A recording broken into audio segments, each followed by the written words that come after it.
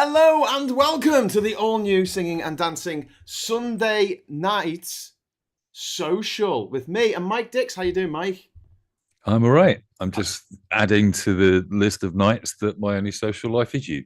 Well, I thought we'll do it on Sunday and more people will come. It's possible. How's that working out? It's nice to do it a bit earlier, but you're right. Yes. We started a bit earlier, so we can end it a bit earlier as well. But no, I mean, doing the Friday night made sense because the girls were watching the TV with us on Fridays, and on Sunday we'd have usually a roast dinner or something, and then we'll play board games or something. And it did make sense to move it to Sunday, but now they're a bit more teenagey, so they spend most of the time in the rooms just staring at screens. So while they're doing that, there's no point in having like a family time sort of thing. No. So let's do the show now, I guess. Family time when they become teenagers is just existing in the same house while you wait to provide taxi services, basically. Yes, that's exactly right. Yeah.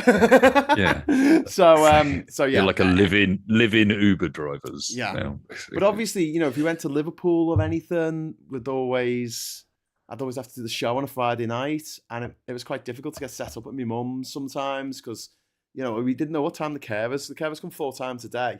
We've got no control over what time they come at. They'll be like, oh yeah, we'll be here at a certain time, or because really, they're going to different people, and there might be a problem with one person, so they might spend more time there, or they might not spend as long as they thought they were going to, for various reasons. And so it was like, oh, we need to get ready for my show now, and then the carers will turn up and I'll be like, okay, well, I'm doing that then. I'm like, hello, Scott. We have a Scott. Squilliams. How you doing? Hi. How you doing? Hi. How you doing? Hi. How you doing? Why have you got a picture of yourself on your T-shirt? It's a bit narcissistic. I wish I looked like this. Are you gay? How fucking dare you? Oh my God.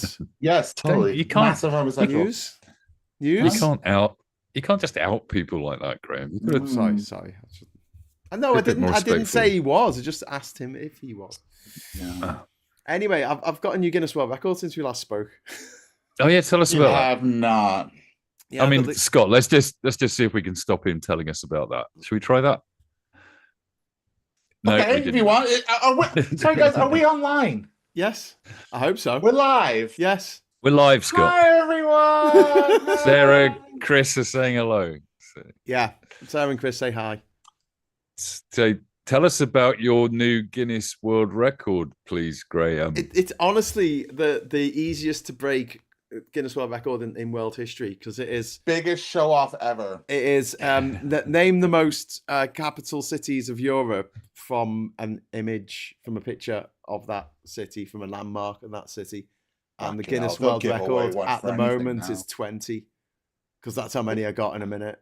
And honestly, you could get 60 in a minute if you were fast. Is it enough. Literally like you can get a Guinness World Record for anything? The longest fart. Well, I mean, the idea with this is because I went on the Guinness podcast, which is starting next month. Yes. And the idea is they get guests on and they do a Guinness World Record that is like dead easy, but then it's to throw down the gauntlet so other people go, okay, well, and there'll be someone out there who will just be able to do like 120 in 60 seconds, and and then they'll get the record. So it's one of those that's eminently breakable. My Guinness World Records, the old ones, they're very difficult to break. So one of the questions they're asking me is like, why do you think no one's managed to even come close to breaking your records in the last like 15 years? And I was just like, well, just really difficult, and because it involves going from country to country, that's even harder than it used to be now, ridiculously enough. But before we go on, I just want to say hello to everyone in the crowd,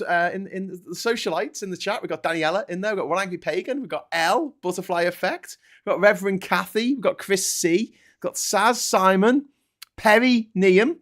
Hey, see what you've done there, Perry. We've got Daylight M, Vendetta 9000, Pete Den Cat, and my mum is in there as well. Hi, mum. How you doing? No. And we got so Scott, best behaviour, mate. And just a big shout out to everyone out there. And if you'd like to join in with the socialites in the chat, and we'll be discussing things together, so you get to be part of the show. It's the whole point of doing these all live. It's so you can actually Maybe manipulate is too strong a word. Maybe just guide the conversation down a certain path. Nudge. Nudge. That's a good nudge the conversation down a certain path. But we do reserve the right to ignore you if we don't want to talk about whatever it is you want to talk about. Sorry. But if you want to join them, just press the subscribe button and wait for 1 minute and you will be able to join in. But don't be a troll. What do we do to trolls, Scott? Tag them. No, we Telegrams, Mom. We mute them and boot them. Yes, mute and boot. Mute and boot. Did you say shag 'em, Scott? Is that what you said? Yeah. No respect for Sunday. It's like you've got you basically got Donald Trump's attitude to Christian days. No respect for Sunday. Do you know what? Should that be the name of the show? I genuinely thought the gays were supposed to just quieten it down a bit on a Sunday. Are you joking? Out of respect to Jesus and What his are the- 12 male disciples in dresses. You'd be surprised how many clubs there are on this Sunday. So I made the thumbnail for the show, and then I had something to eat, and then we were playing a game of Mario Kart, and me and Kat, and then as we were playing it, I thought, do you know what I should have done? You know, it's like when I do like a funny little thing on, like a meme. I should have had because JD Vance said the Pope needs to look up more theology. Was this what he said? Yeah.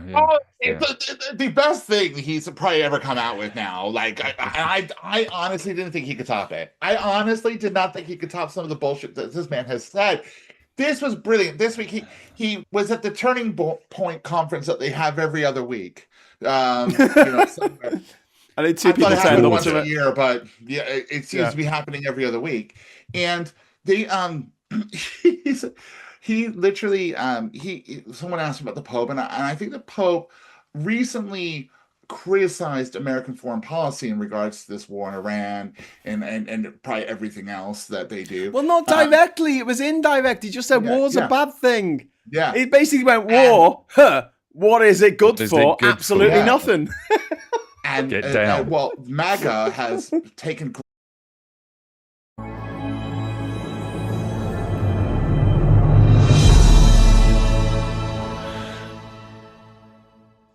I'm so sorry about that. OBS decided to overdose on something and it died. Sorry, Scott.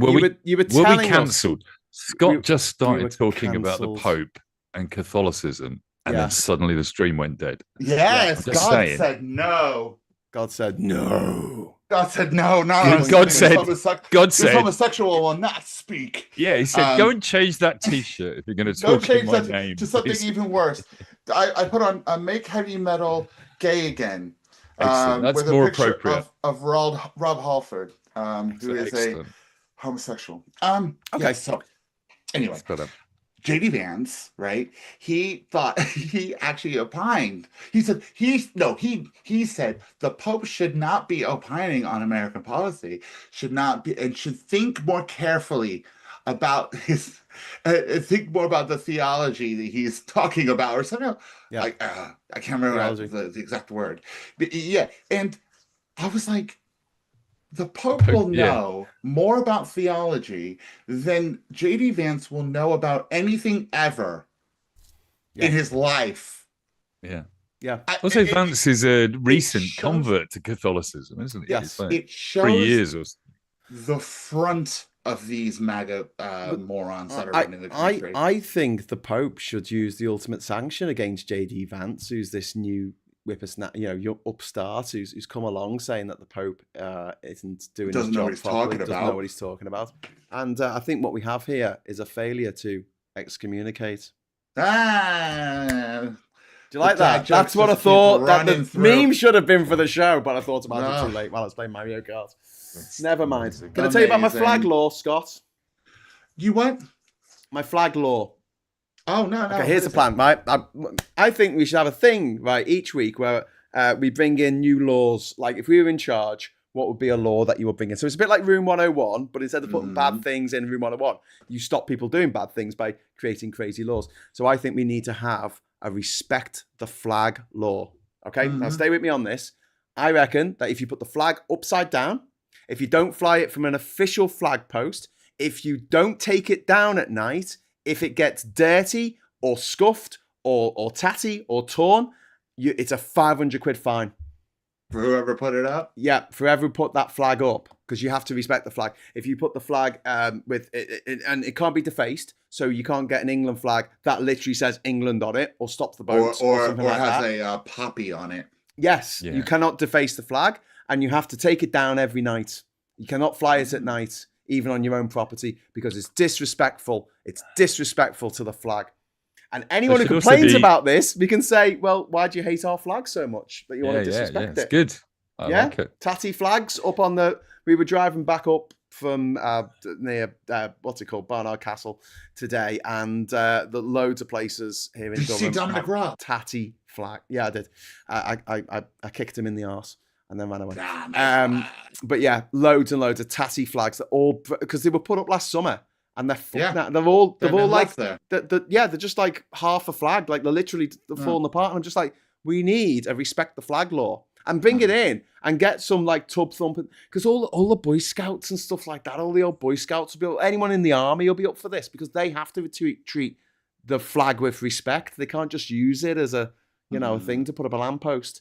And he said it was imagine the front page of the Daily Mail with some guy holding his tatty flag, looking sad, and he says, they gave me a £500 fine for flying the Union flag upside down. I'd be like, yes, do it. And also he has to cover up his Ingerland tattoos, basically, and Patrick. Well, yeah, there was a case, this is about a decade ago now, there was a guy, he went to Sri Lanka and he had a Buddha tattoo, which is really disrespectful in Sri Lanka, and he was arrested and deported for his tattoo. Perfect. So, just saying, there's loads of rules about flags. Problem, people get really funny about it. I like your rule, but the thing about laws is you have to think about how it could be misused or used badly. Like, if a law's brought in with the intent of having a go at the gammons, you have to think about how it might be turned against you. So are we just talking about the England flag and the Union Jack? And the Welsh flag and the Scottish flag? Welsh flag, Scottish flag, yeah. And as Sarah says in the chat, if she wants to fly a Welsh flag in England, can she do that? Yeah, as long as she takes it down and keeps it clean? Yeah, as long as she respects the flag, gets a proper flagpole to put it up. Although we'll create chaos at Glastonbury, wouldn't it? Yeah, indeed. What would constitute as an official flagpole? We'll make it really restrictive. We'll make it's got to be a certain diameter, no bigger, no smaller, certain height. It's got to be exactly the right. Just put in loads and loads of mad little rules in. Because there is somebody in every community in England that all we have to do is send them a little stencil with the diameter of an acceptable flagpole. So there was the color of the cord that's allowed as well, and they'll just go around every night with a little torch checking the flagpoles in the village. Yeah, basically. That's what we need to spend all our tax money on. Is straight away. There was a lad who used to live in Bocas del Toro. He was from Birmingham originally, and he had a little sailboat. It was fucked, but it was hilarious. And he used to fly a full Union Jack off the back of the boat, which you're not supposed to do. You're supposed to fly the ensign, which is a red flag with the Union flag in the corner of it. So imagine like the flag of Australia or New Zealand, but it, instead of having stars and it's blue, it's just red, right? And people complained because all the yachties are connected by the CB network. They had the Bocas Emergency Network, the Ben network, and people were getting on there saying, to the vessel flying the full Union Jack, will you respect our flag and put up with they were getting really antsy about it. Flag people do. Fucking hell, people are crazy. Apparently, if you got an officer on board from the military, you can fly a blue ensign. And a friend of mine... Do either of you own a Union Jack? No, I don't care. I'm not into flag shagging at all. Like, I don't give I've got a wonderful flag, and it's got me flying. It's me as a Trumpton character flying a Spitfire. Which is coloured in the rainbow progressive flag, progressive pride flag, and it says woke as fuck in nice friendly letters. That's great. If you're wondering the font. That's really cool. I'm sure I told you this story, but when I made that card, I was last year I ran a stall at a market and I got some of these cards on, and this guy comes walking up to me, marching up to the table, and he says, I want to talk to you about this card. And I said, really, what's the problem? And he said, it's a gay flag on a Spitfire. And I'm thinking, oh, here we go. Right? And he says, and I used to serve in the RAF, and I want to tell you, half the pilots were fucking gay. I'm telling you now. Well done. I'll take 10, basically. Yeah. I had a fuck the Tories flag at Glastonbury a couple of years ago, and some guy genuinely came up to me and went, I want to complain about your flag. And I went, what's the problem? He went, it's not big enough.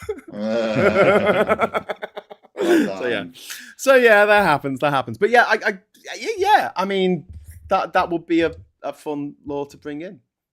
I think, because they can't, if you call it the respect the flag, you go, what, you don't respect the flag?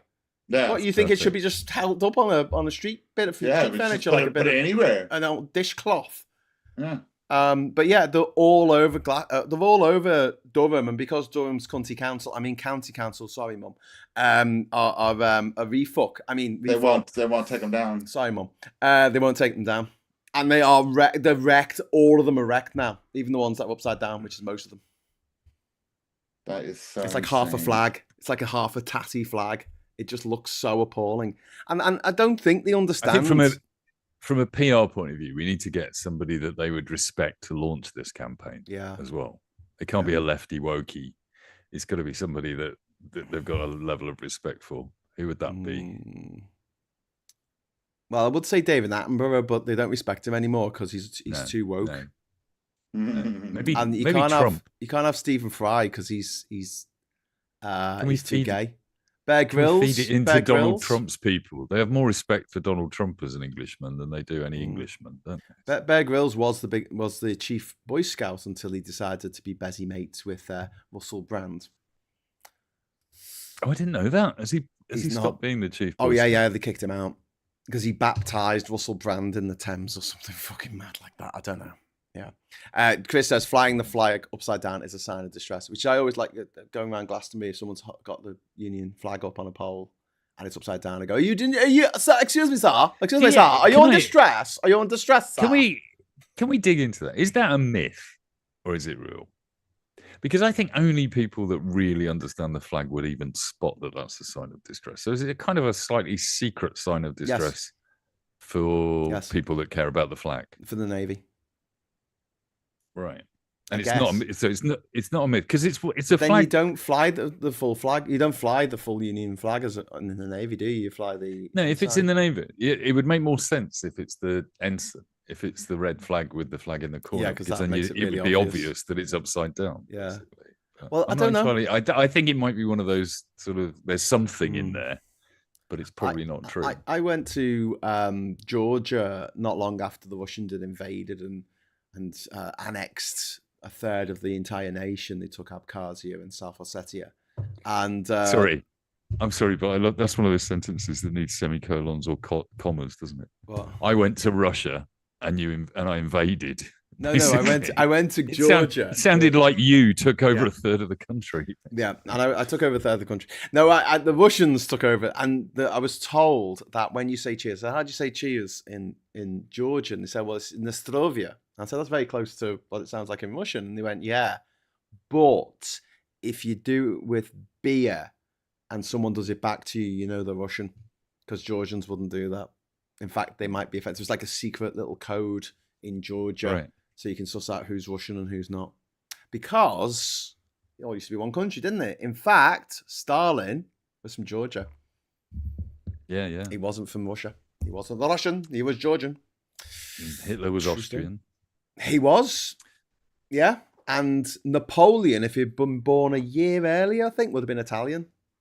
Because he was born in Corsica, which was Italian, but then it went to Did you guys hear about the far-right march that's going to be happening with Tommy Robinson and Sharon Osbourne decided she was going to pipe up and say she was going to go? Do you know neither of them live in England? Yeah, of course they don't. Tommy Robinson lives in Tenerife, doesn't he? Or Spain somewhere? We keep getting told that they're all coming together, aren't they? The people in London. So if you go to London... They don't even live here. Sharon Osbourne lives in America. Yeah, no one came to get me. I didn't get mugged. I didn't get murdered or nothing. But yeah, when you went to London. Yeah, well, it'll happen next time. Yeah. So I realised something today. I need to get a second passport. Oh Lord! So you can get 2 passports. You see. I have 2 passports. For one? Nah. Yeah. Do you need to get a second English one or a British one? Second British. Why? Well, the main reason for me is I need to be able to send my passport over to Panama for that kind of thing. But also next year, when I do be Britain to Bougainville I'm going through Central Asia, and if I get into trouble in Central Asia with my visas, I might need to send one passport back. So it's always good to have a backup passport just in case. I didn't know that. I'm doing something crazy like that. It might not be a problem on the way there, but I've got a feeling it might be a problem on the way back. So, all right, cool. So, why are you mentioning it? Because I've got my passports here. I've got all my passports because I took them to the Guinness when I went for the interview. So I thought, I need to get another one. I haven't got enough. But you can can actually have 2 copies of your passport. Yeah, you have 2 passports. You got to get a letter off your employer. Does it say one is a? I was going to say, does one of them say that it's a duplicate? No. So for people who work in Israel, people who work in Cuba, they'll have a passport that they get the stamps in for the country that other countries don't like you going to, and then when they're going to the other countries, they use the second passport. That almost kind of negates the point of stamping them, doesn't it, to a great extent? Yeah, a little bit. But then, they have bad rules. Like when I was traveling, if you had a Malawi stamp in your passport, they wouldn't let you into Algeria. Because I don't know, maybe they met in the corridor in the African Union meeting and had a bounty or something. I don't know what the beef was between Malawi and Algeria, but apparently if you had a Malawi stamp in, they wouldn't let you in. Obviously, Israel's problematic all around the Middle East if you've got an Israeli stamp. And obviously, with Cuba, you can't get into the States. They take it really, really seriously. They accuse you of trading with the enemy, which I think is a law from 1915. I'll just drop something. Anyway, sounds like the great escape of a escape to victory, says Pete Van the Cat. But yeah, so when I was traveling, I always had 2 passports on the go at the same time. So when I was in Central Asia, I had a passport with me and I could send one home to get visas for further along the journey. You see, secret ways of getting around the world. The problem now, like traveling into Europe, because I'm flying to Madrid tomorrow to go and see Milo and Maria and Lucas and my son as well. But everyone. Yeah, all the people that live in Madrid. That's where I'm going tomorrow. But I've had about 4 emails from EasyJet explaining the new passport control system. Yes. But isn't that been implemented for a while anyway? And I think it's the people who left before it been implemented and they were trying to get back, and now it's been implemented and that was fucking everything up. I think. Because I've heard stories of people just saying, I just went to... Because I think the law came in last year and the Spanish authorities haven't rolled it out everywhere. Yeah, I think it was like April the 10th that it actually came into place. So when I went over, it should be fine. When I went over, it was these. Everybody coming in from the UK had to go into sort of like like this big room, alcove or whatever. And you have to sort of scan your passport. You have to stand there, be still. They take a photo, and you're pretty much on your way. It's actually really simple. Yeah. Is that it? Is that what this is? Yeah, it's that they're starting to do what our passports do anyway and collect biometrics. So but and I don't think the systems are compatible, are they? So like my passport in the UK, I can go through the electronic barriers, but it's so that you can do it in the EU for your next trip, basically, once they've got that data. So, yeah, I did that when I went over. It was relatively easy, really. It was here, scan your passport, stand still, you're pretty much on your way out. So the other big news of the week was not about me for a change, but was Starmer. Turns out that he didn't know that they had said no to Mandy, to Peter Mandelson, who it was such a shock when we heard that he was a wrong 'un. Do you know what I mean? It's like Rolf Harris all over again. I was very surprised. Yeah. And we're like, what? No, not Mandy. Oh no, not him. He seemed like such a straight as an arrow kind of guy, Sorry, that wasn't a gay reference. I'm just saying. Next thing you know, they'll be saying Prince Andrew's a wrong 'un. Oh my God, could you imagine? Oh but my God, what do you guys think about this? royalty. Because if Starmer knew, then obviously he has to resign. But if he didn't know, that's almost as bad, right? Like, how can we have a civil service that doesn't communicate with the Prime Minister? Each one of those situations is as bad as each other. And yeah, I mean, to not know, yeah.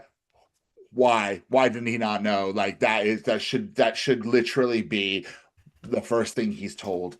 And then if he did know, come on, what were you doing? What were you doing? Stuff, isn't it? I mean, that's a massive error of judgment.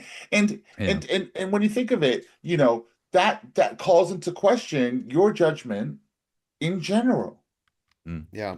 That you're willing to waive something like that by. Yeah. So, you know, if we don't trust the people that we're running our security or doing our security checks, if we don't trust those people, right, to get it right. Yeah. I mean, there are some issues in the system. It's not a defense of anybody, but the guy that he sacked, the chief civil servant in the Foreign Office, he doesn't have to go through the same level of vetting as an ambassador. And you kind of go, well, that doesn't really make any sense, does it? Yeah. Well, you know, I mean, surely there should be the same level of vetting for all of these senior people that have an influence on foreign policy in one way or another. But I think for me, I think it's always been that Keir Starmer is just not a political animal, and he was letting McSweeney do that work for him, do the political stuff. And this is his head. Because I was talking to my brother about it today, and I'm not sure where we all were when Mandy was appointed to that job. I think we all went, you know, he's a liar and we know that, and he's done all these things. But I'm sure I was genuinely trying to think what my opinion was. I'm sure we could roll back and have a look at some videos, but I'm fairly certain there was a kind of, well, what are you going to do when you've got an idiot rapist like Trump in the White House? It kind of makes some sense to put that guy there, basically. The previous ambassador, the woman who was in the post before Mandelson, she was fine. Like Trump quite liked her. And then the new guy who's been in post since September, I think, last year. Didn't even know his name. Yeah. But he seems to be doing an all right job. I mean, I don't know how much really an influence British ambassador can have. I think that was bad. Even if that was the influence on the decision, let's put somebody in that he's very friendly with. Mandelson is a narcissist anyway, isn't he? So he was trying to put himself front and center all the time in that.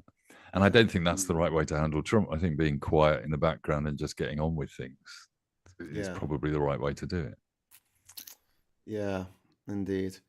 What was I going to mention? Have you heard about the new candidate for refuck? Have you heard about this? No. Apparently, here she is. Pauline Campbell-Jones, apparently from Royston Vasey, which I think is in Yorkshire. She's going to be the new candidate for reform and Pence. That's quite extraordinary, isn't it? Yeah, no, it's amazing how fictional characters can be. But there you go. So that's a little candidate announcement. That was a bit of fun for the week, wasn't it? There was also this amazing exchange. I'm trying to find it now.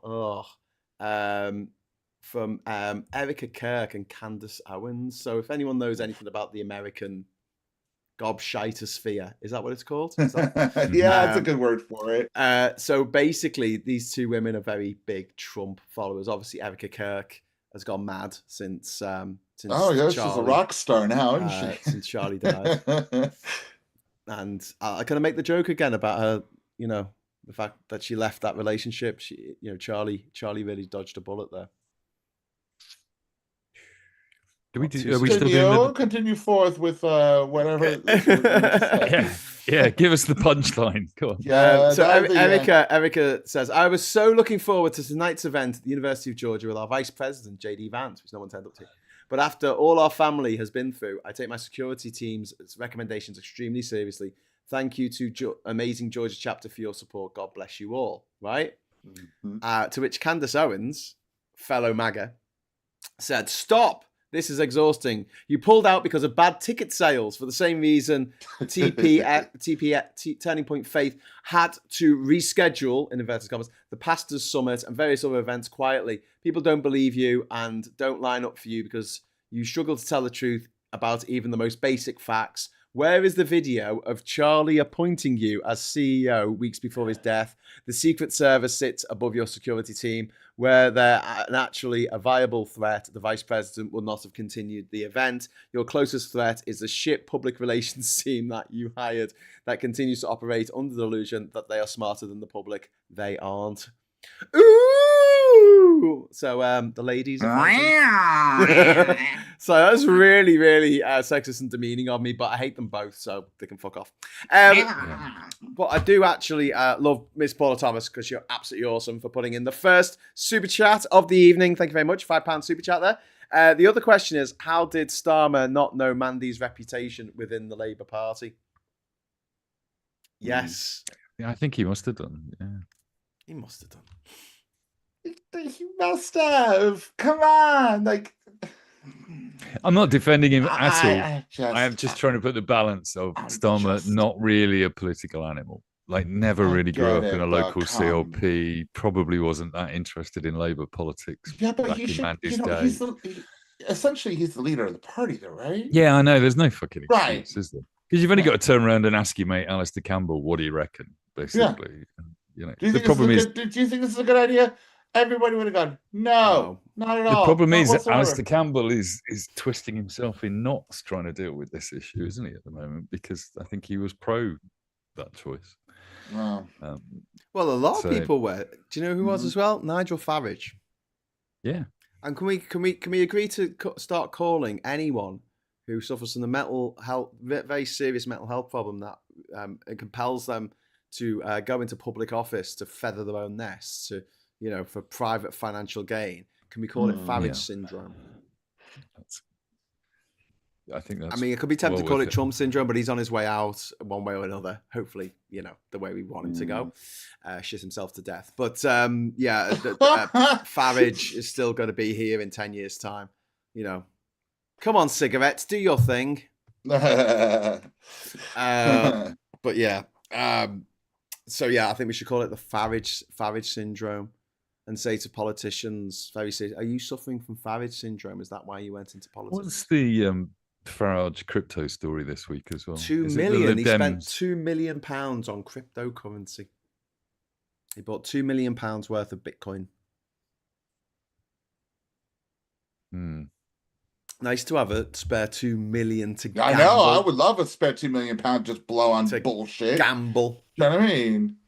I was looking at, again, I'll always quote the numbers wrong, but I think it was something like Donald Trump, since he's been in office for his second term, has made $2.4 billion in his personal wealth, which is more we know of.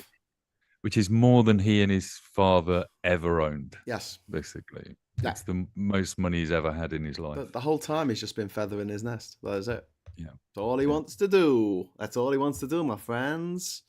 But yes, it's not Bitcoin, it's quasi-coin, says Vendetta. Is that actually a thing? I detest Mandelson, says Roger, but I do see how he is a good political operator. It's always the wrong ones who have good political instincts. Yeah. Have you ever tried to go into politics, Mike? No. It's a shame. Because, you know. Well, I'm just worried. I know it. One of my best friends has got a private island off the coast of Panama, and I'm a bit worried. He's got two passports. Yeah. I don't have two passports yet. But apparently they're putting the price up, so I need to get my arse into gear and get one. I've thought about it.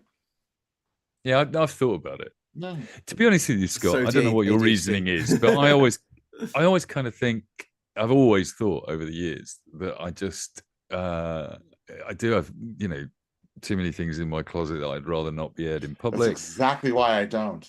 And that I'm not good enough to be a politician. I think I could probably win an election, but I think I'd be shit at being an MP or a councillor. And I think it's that bit of humility that those, you know, the Farages and Johnsons and Trumps just don't have.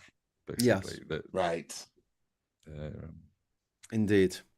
Which is why we end up with quite a lot of politicians who end up in positions of power but can't actually do the job properly, basically, because it bores them. You can tell with Trump. All of it. MPs, like, people think it's the. I think since Brexit, the sort of the way the political landscape is presented to us is something kind of exciting. There's a lot going on. There's this happened. We're fed it 24 hours on a 24-hour news cycle. But actual politics, and I think, being in government, councils, whatever it might be, is actually all really boring work.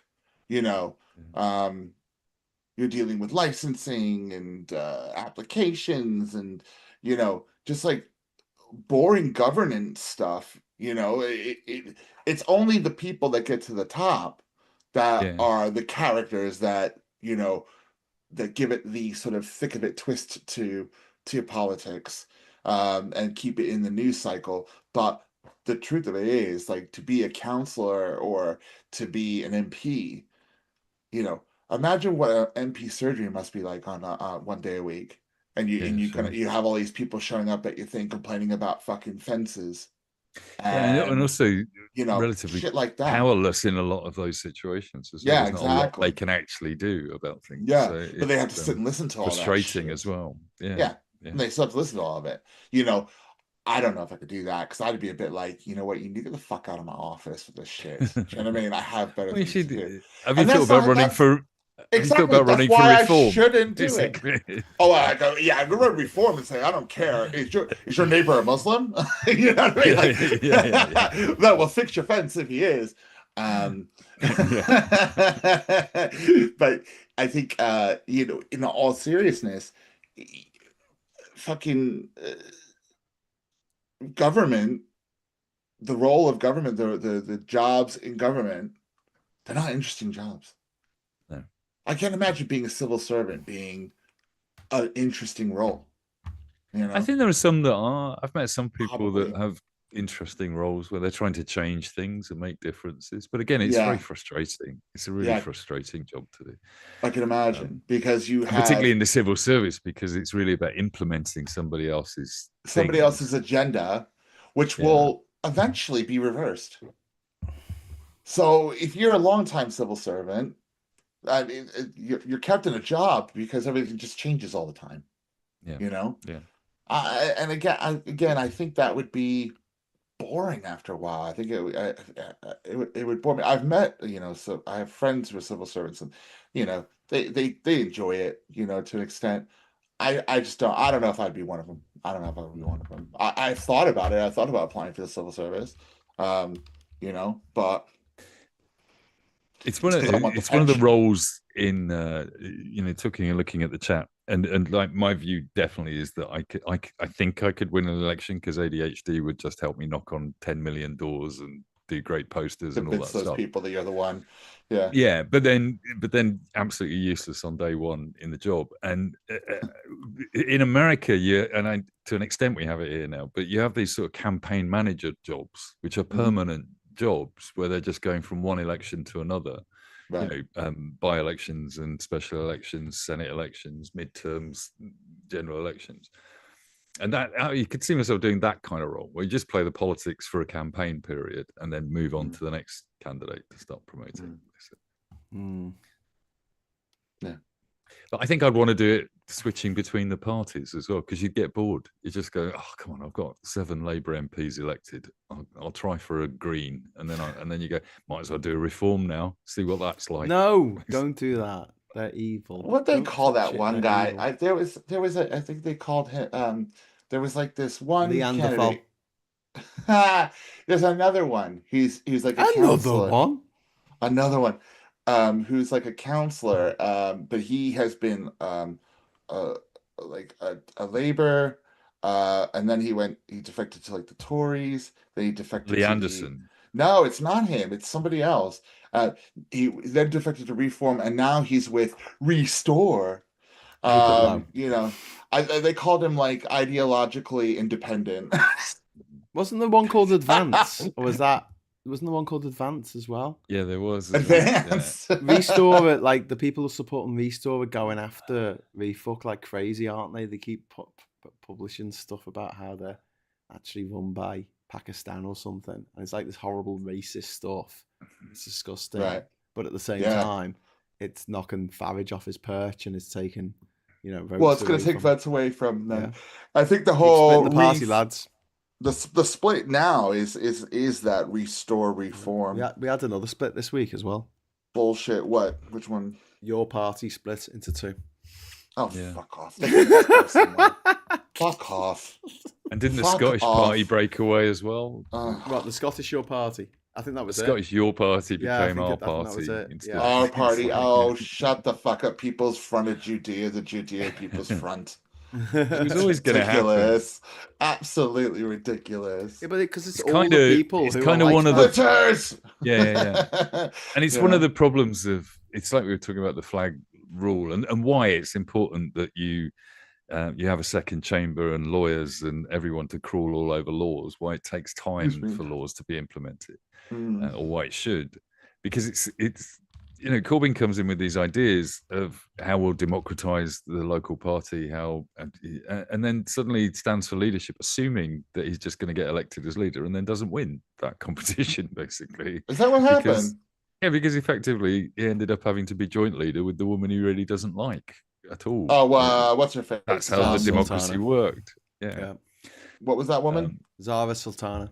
Zara Sultana. Yeah. Fuck. But like. She was in Labour and they got in, and this is my issue. She got in under Labour and left the party almost immediately. Yeah. She would not have won as an independent candidate. So, as a Labour member, I feel a bit used, kind of we got this person a job being paid £90,000 a year. And then as soon as she started the job, she was like, no, this isn't for me. But kept the money. I have always been about we should try to affect some change from within. Yeah, I agree. Yeah, but given your circumstances, there is a very good argument to be made that Zach Polanski has done a very, very good job of pulling Labour to the left, pulling them back towards Europe, making them a little less, because they were going very much let's ape refuck, and then Zach Polanski's come along and look a bit more hang on. Yeah, right. Maybe we should kind of look at these votes we're losing to the Greens rather than votes we're losing to refuck. Because most of the refuckers are all Tories. There's hardly any of them who voted. The Reform Party now is just Boris Johnson Tories. Yes. That's all it is with the bonkers wing of the Tory party. Yeah, exactly. With Farage. Liz Truss hasn't joined yet. Actually, she will. She absolutely I think she will. Or maybe she'll join Rupert Lowe's outfit. Restore. I don't think she will. Yeah. I think she's hunting around for the grift rather than anything else. I think the only thing that would please her ego would be to make the leader of a new party, and that's not going to happen. I mean, when it comes to the grift, she is definitely all about that right now. Read my shit book about how unfairly I was treated. Read my shit book. That's actually the name of my autobiography. Read my shit book. Shit. You'll love it. Captain Coconut, thank you very much for the £5 super chat. Has anyone noticed Kemi's hypocrisy over shouting for Starmer to resign? Lebedev did not pass vetting to Kemi. Maybe someone should tell her. Yeah, Lord Lebedev, Lord of Siberia, the son of a KGB agent in our House of Lords, in our legislature, in our parliament, literally reporting back to his fucking dark master over in bloody, what's it called? Runcorn. Russia. No, Russia. Oh. No, Moscow. Muscovites. Fucking Muscovites. Yes. So yeah. Simon says. So you have to do it. Going to be interesting here in Bradford. It's looking like a Green stroke Labour council. Could be a good thing. I don't know. Might be a bad thing. Could that be a bad thing? Is that we need to put some big electricity cables through it to get the power down from the north to the south. Have you got elections in Durham? No. I can't imagine you do, because they were last year, weren't they? Last year, yeah. Scott, have you got one in your area? We got refucked. I think we have some sort of election. I got a polling card through. I don't know. You better vote. Well, of course, I do vote every time. We've got no elections, no council elections done. because they're merging the councils. So. Oh, but didn't That's Farage not make it so we merged, had to have them anyway, even though? No, because in the end, two reform councils were affected far more by it than anyone else, and they turned around and went, "Yeah, can we just quietly get on with this?" Basically. So. Jesus. My favourite story locally, I think I might have told it on the pod before, but 5 councillors in Worthing, Tory councillors, publicly resigned the Tory whip, went to the local paper and said, "We're joining Reform." And Reform turned around and went, "No, we don't. Sorry, we've got standards. We don't want you." So they're now all independent. Whoopsies! Darren Christian, thank you very much for the £20 super chat. That's very, very, very kind of you, my friend. So thank you, sir. Yeah, we are voting for councillors. So, and I actually have read somewhere that we will be that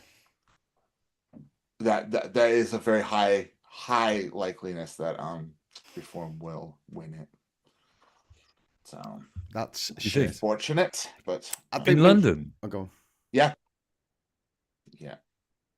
I genuinely think, I genuinely think that the attack on Farage, that he's just did it for the money, it's so difficult for them to push back on. It is so difficult for them to push back on, and I think that's how we should be getting. Not talking about immigrants, not talking about which bathroom we can use, or the other shit, the culture war shite that they love to wallow in. Just pull it away from that and say, this guy, the only reason he went into politics was to make a fuck ton of money, and he's got so much now. He's got a fucking Coots bank account, and he's got 2 million to spare on gambling on the fucking cryptos, on the cryptocurrencies. Yeah, no, little working class socks though. He did have to run a little, trade union campaign almost to keep his Coots bank account, didn't he? Yes, he did, because he had to be, the voice of the people who needed a Coots bank account. Yeah. Right. It was on the front cover of newspapers saying he was going to, there was a national campaign. His old schoolmates who edited the Daily Mail, they were saying, we need a national campaign so that multi-millionaires can open Coots bank accounts. When people who need to open a bank account to get their benefits can't open bank accounts, and there's a real problem around the country with that. I didn't give a fuck about that. It was just about the rich. And this is all of them: Orbán, Trump, Modi in India, obviously Farage over here. They're just in it for the money. And the fact that people can't see that, it's just not pointed out, because we have shit journalists in this country. Fucking hell. Hate the journalists in this country. Did anyone see the interview with Femi that was on with, is it Nicky Campbell, was it? Some prick? And he did a video on it, and they were just jumping on him about Brexit being fucking, it wasn't done properly and all this kind of stuff. And he's like, he just wiped the floor with them, but it was so one-sided. Every time. He does it every time. It was so one-sided. Like, it was just attack to Femi. And then the other guest, who was a fucking Brexiteer, whinging about the fact that people have to queue up, which is exactly what we asked for. We said, can you please treat us like anyone from Papua New Guinea or anyone from Malawi? Do you know what I mean? Treat us like one of those people when we come to Europe, our own continent. Yeah. But yeah, there was 5 stories this week in the BBC that could have been just straight out of the Daily Mail. There were 3 stories about asylum seekers claiming to be gay or claiming to be abused. Oh yeah, that was a fun one. Yeah. They also had a story about how the wind farms and the solar panels weren't actually as good as people are making out. And some guy was paying more for his heat pump than he was to heat his house with gas, and it was like, that's because electricity's dead expensive at the moment because of gas, because of the oil price. Because the oil price has gone up. So Rachel Reeves obviously now talking about decoupling gas from the price of energy, and you've got the fossil fuel companies shitting their pants, so they're paying their people who are working in certain TV channels and news outlets and websites to put out stories. And there was a hit piece on the Sussexes, on Harry and Meghan going to Australia. apparently no one turned up, was the headline on the BBC. No one turned up to see them. Is that true? They didn't make their schedule public. But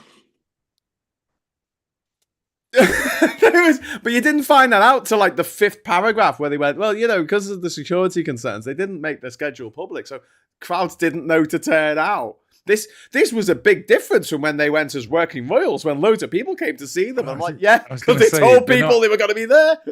They're not actually royals, are they, anymore? No, so it doesn't really matter. And then there was criticism of them using, because obviously they get a bit of security when they're over there, but all celebrities get that. Hugh, I was going to say Hugh Jackman then, but yeah, Hugh Laurie gets that when he goes to Australia. If he's doing some big press event or launching a movie or a new TV show or something, he'll have there'll be a bit of a police presence there, which the Australian taxpayer are paying for.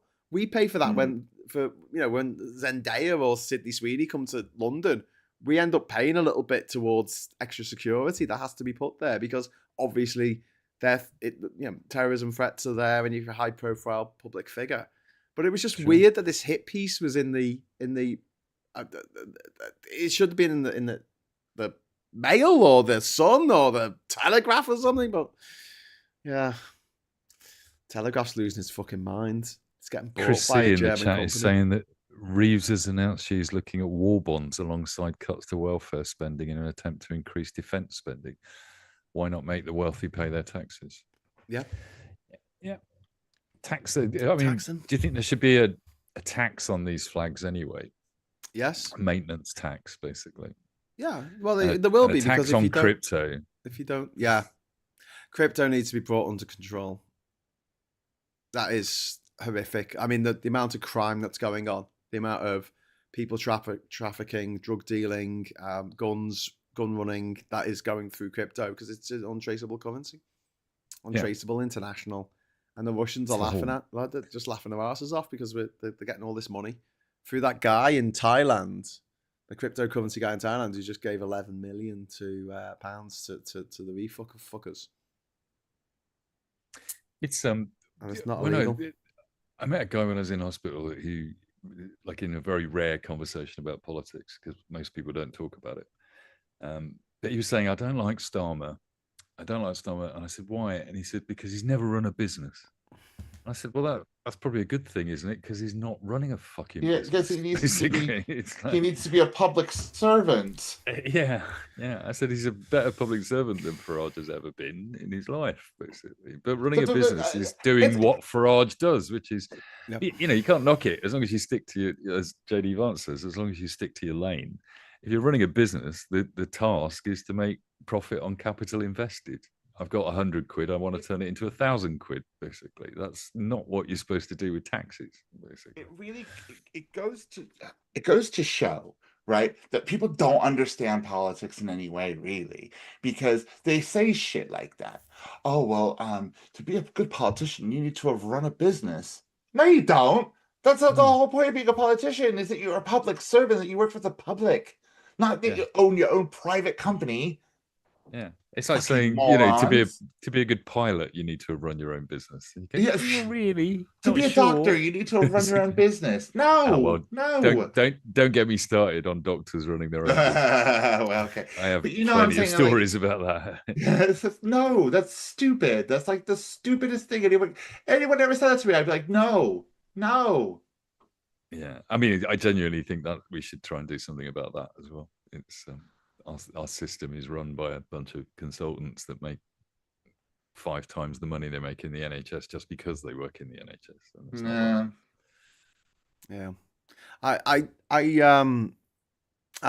Someone's pointed out in the chat about how shit Labour's comments. Captain Coconut saying, they're talking about uncoupling the amount that we pay for our energy from gas, and no comms again. Like, they're just fucking shite at it. They're terrible with it. Absolutely Starmer terrible. is a shit politician. He just is. Yeah. He would make a good, I think, like, civil servant, which I suppose he was when he was director of public prosecution. That is a civil service role, I guess.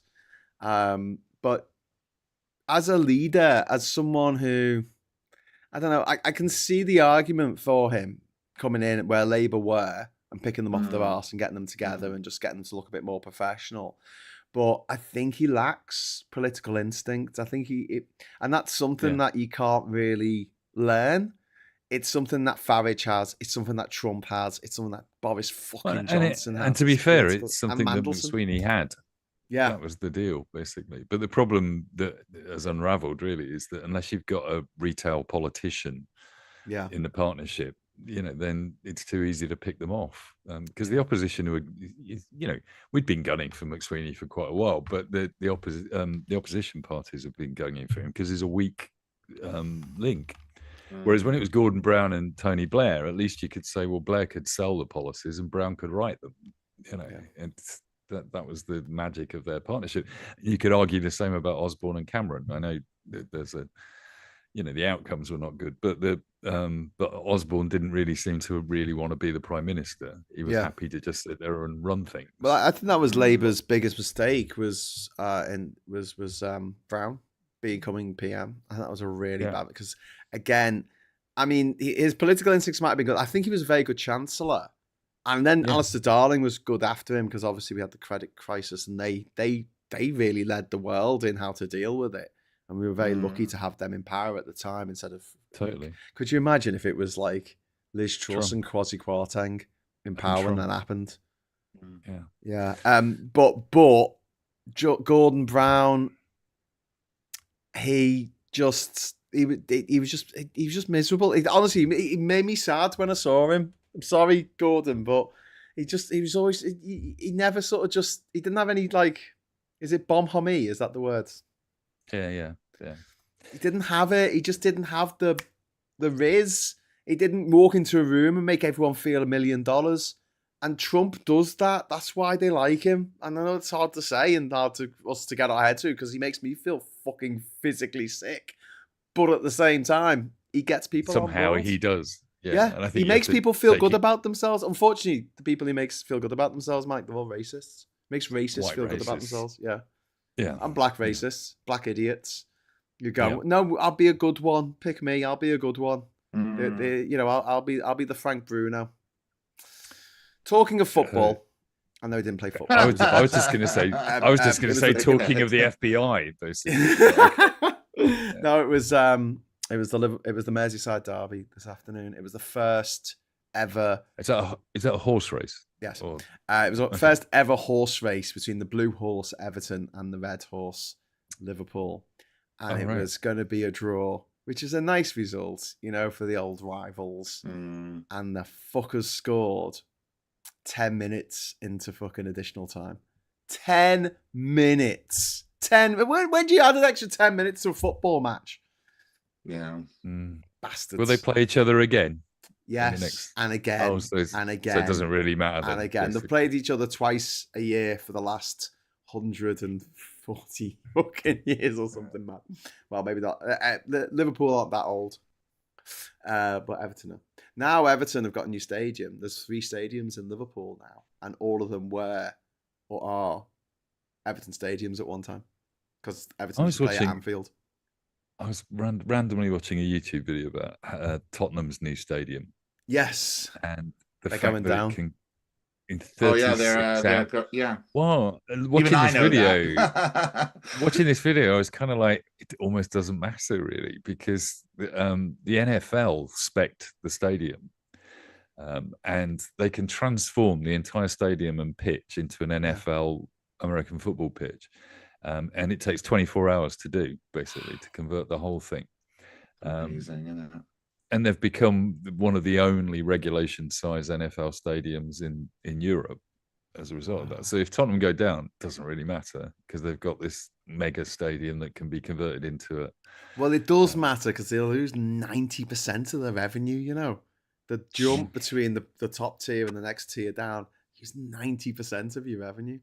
Yeah, so there will be probably more American football games at their stadium than more NFL games played in Tottenham. Well, my local team, I read this earlier, and I actually had to text a friend of mine because I don't know about these things at all when it comes to football. I'm just so useless. And I found out a local team has gone into League One. So I asked him, I said, is that good? He went, yeah, that is good. I said, oh, team. so they're like an elite football team now. He went, oh, no. And I literally have an unread WhatsApp at the moment that is literally explaining to me the tiers of English football. I just don't know. It did used to be when I was a kid. It was 4 divisions, and Division 1 was the best. And then the Premiership came along, and then the league below them didn't want to be called the second division anymore. So it just got all a bit of a mess, really. Yeah. So I don't know. I don't know anything about it. Well, can I just say to Harry Flashman and Simon in the chat, fuck off. Are they having a go? Yeah. I'm joking. I don't really want to fuck off, but really, honestly. Oh, I actually got talking to a listener on TikTok. Who found me on TikTok because we've advertised it on the show before. His name is something. Liam. Yes, Liam. On Friday night, if you're watching. Hi, Liam. Like on Friday night, I was a bit bored and I knew we weren't doing the show. And I messaged him. I said, "We're not doing the show tonight, Liam. How's it going?" And he didn't reply. And I said, well, I'm going to make up for, not having a show tonight or some shit like that. And then I said, he didn't reply. And I said, I'll send you nudes. And he didn't reply. And I was like, okay, I won't send you nudes.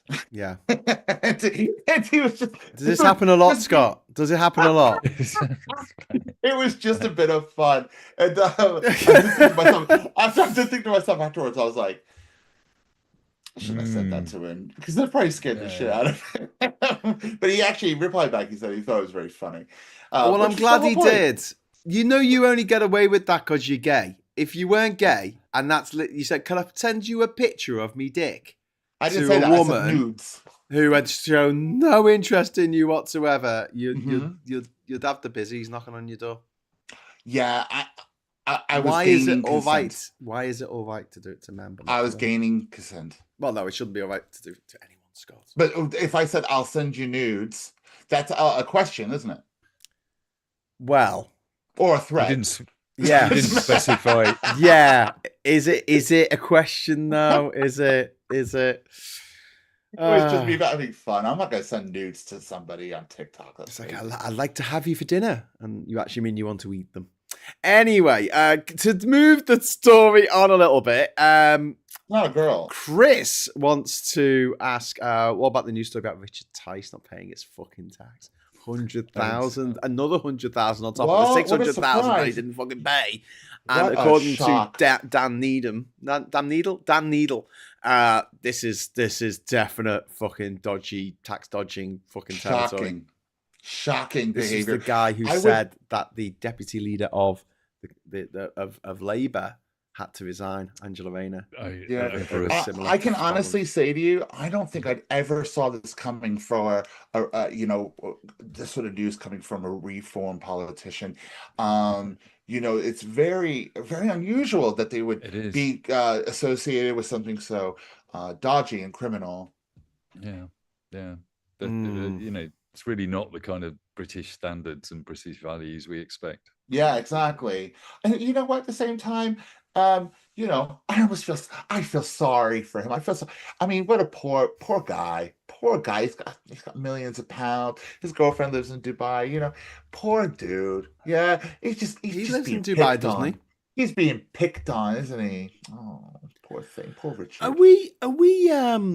How are we feeling about Dubai at the moment? Like, what about it? The way that these influencers who all went over there, and like the Dubai authorities have arrested dozens of people for sharing real video. Yeah. It's not like they made a fake video of oh my God, apartment blocks getting blown up with fucking missiles. That's crazy. It's almost as if Dubai live under a strict Muslim regime. Yeah. Who knew? It's not the land of plenty. It's not the millionaire's playground. It's a very strict country that have very strict rules. You don't get to do everything that you want to do. Do you remember you used to hear these things in the news like years ago? Like couple snogging on the beach, received 20 years and 5 lashings for fucking, for indecent exposure. You know what I mean? It's an honest thing that used to happen. Like always there'd be stories about Dubai, like couple had sex on the beach. They're both in prison for the rest of their lives. Like British consulate is getting involved. All this, and how many times do people need to be told that Dubai is a very, very, very Muslim, very orthodox sort of place? Like it might have very shiny things. Yeah, it's all great and fine, these big shiny buildings and shit. But there's certain things you can't do there, and they will come really hard down on you for it. And if they say, "Oh, we don't want you filming the missiles," right? They fucking mean it. Like, it's not a joke. It's not, they're just saying fun. Not like England, right? You need to wear your mask. Oh, I don't need to do that. Blah, blah, blah. That's English people all over. I don't need to do that. The government don't really mean that. And then when they get arrested, they're shocked. Yeah. They're shocked. They don't, oh my God, I can't believe I've been arrested. Oh, I just did what I was told not to. That's all I did. But the people who are going over there leaving the UK because people are getting arrested over tweets. And they go to Dubai, and it's like... I get arrested over tweets. They get arrested over tweets. I mean, try not breaking the law. Try not breaking the actual motherfucking law. How about having some fucking respect? And that's too easy. One of the things that winds me up about these people, these, the refuckers and Richard Tice and his horrible girlfriend, who looks like Garth from Wayne's World. Oh, no. I've frozen again. Oh, dear. Oh, no, we've unfrozen. It's okay. No, Mike's just sitting very still. I think, but yeah, I'm not surprised. I'm not surprised by any of it. Let them wallow in their horrible jail. Chris C is saying, Scott. Chris C is saying, bit too left the UK for Dubai for tax reasons. Should be presented with a tax bill when they go off the plane. You show up here, 100%. Yeah, and refuse entry until it's paid. Yeah. Where's your millions of pounds that you dodged? Yeah, and you're going to come over here and work? What? No, absolutely not. George says, I'll have 1,000 Starmers over Farage. Thank you very much for the super chat. Yeah, thank you, George. What do you guys think about Starmer's chances this week? For what? Because Ollie Robbins is coming up in front of us, select committee, isn't he? Yeah. Who? He was the guy that he sacked from the Foreign Office. Who apparently knew about... Mandelson. Mandy failing. Failing guys, the test. I will admit, when it comes down to sort of the money detail of politics at the moment, I am not paying that much attention. I'm kind of grabbing the headlines. But yeah, I mean, do you think there's going to be a fight for his leadership this week? Yeah, I do. I think he might be going through one of his personal crises again, actually, to be honest. Well, I'm kind of bored of those. I am, I'm kind of not. I'm gonna go with. I'm gonna go with George on this one because they're not the kind of personal crisis that we might think. It's much more about, am I doing the right thing? And he didn't do the right thing, though, did he? Yeah, and I think he's probably questioning that. I think he's the kind of guy that will sit there questioning. You have to do them correctly. And he might resign. What I mean is that he might resign. Okay. It's no skin off my nose if Starmer resigns, as long as there's another Labour person replacing him. Do you know what I mean? No one does anything stupid like calls in the general election or anything dumb like that yet. But I mean, the only problem is, do we get someone who's even further to the sort of center right than Starmer is? That would be the problem. Yeah, I don't want streeting. Yeah, no. I'd rather an Angela Rayner. It's not that they don't want to get rid of Starmer. It's just there's no one to replace him.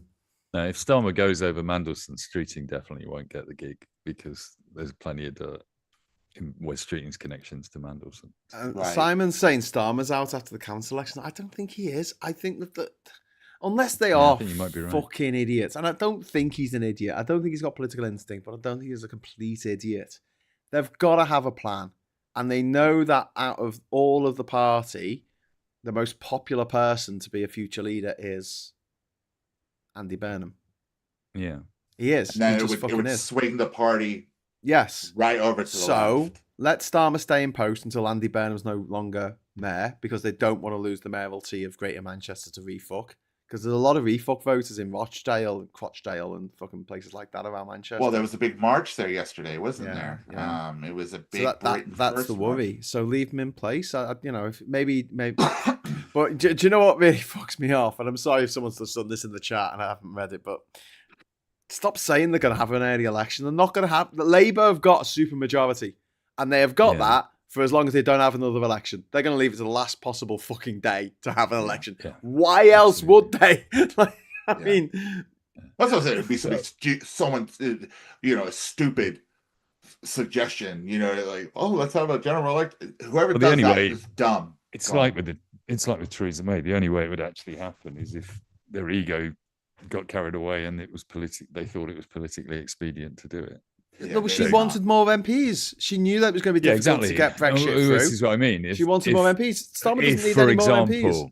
Yeah, but if, for example, Starmer goes, we're just being hypothetical, Starmer goes, a new Labour leader's put in place who wants to rejoin Europe, because that would be the grassroots power play. Then they're going to need to get some form of mandate for that at some point, basically. And I think the pressure on them is either to do another referendum with all that brings, or to have a general election. Well, we're still living under the shadow of that first fucking fraudurandum, because everyone still regards themselves as a Remainer or as a Leaver. Still, now, everyone who voted in that is sticking to their guns. And we need to see these bots online saying, well, I voted to remain in the EU, but they have behaved reprehensibly since then. So I think we should. I'm like, yeah, you're real. I've never met one of these people in real life. Never met a person. And I've been to a lot of rejoin and remain fucking marches and rallies and all that. Never met a single person who's like, oh, I voted for you for us to stay in the EU, but that. It's gone so well. I've changed my mind. One-Eyed Pagan says, George says, thanks to Mike. Thank you, Mike, for something. I was just scrolling back to work out what George is thanking me for. But okay, all right. Well, thank you anyway for being awesome. It probably is being awesome. You're very welcome. And Vendetta saying Starmer is a moron. And I want to push back on this because he's not a moron. He's clearly not a moron because of what he achieved in life before becoming a politician, becoming MP and then PM. But I do honestly think that he does have no political instincts. I think he's the opposite of Trump. So Trump is just pure political instincts, and he's a fucking moron. He is. That's the thing that interests me about, once McSweeney went, and you could also argue that this Ollie Robinson was a Tory appointee. I mean, I know it doesn't really work that way in the civil service, but he did come in under Rishi Sunak, I think, didn't he? Yeah. And the Foreign Office is, if Yes Minister is still playing out in Whitehall, it's definitely happening in the Foreign Office, basically, to that extent. So it just feels to me that I haven't seen Starmer bring in a new political message, a new, bring somebody in that's doing the Morgan McSweeney type job. It's just a few quiet appointments that have gone on. So I don't know. The local elections, what I see in local CLP messages and communications is that there's a lot of people that would love us to be able to say we're going to rejoin the EU. That's certainly a very Brighton and Worthing area. A lot of the Labour door knockers would just love us to be able to say something like that at the moment. Yeah. And I don't know, I don't know whether the politics is playing itself out in the right way, that the right is eating itself, that Kemi Badenoch's making a fuck up of her job, continues to make a fuck up. Well, let them go away. But what I mean is, politically, strategically speaking, we always talk about the Greens, right? But they've got, 4 MPs. So they are a powerhouse in terms of noise. But the Lib Dems have still got 80 MPs, isn't it? 65, 70, something like that. And the SNP are likely in these next elections to do very well. So you'll suddenly get another left of centre voice with a big chunk of votes in Parliament. Yeah. So you could start threatening Labour's majority, especially if a lot of people switch from Labour to Lib Dems or Greens or.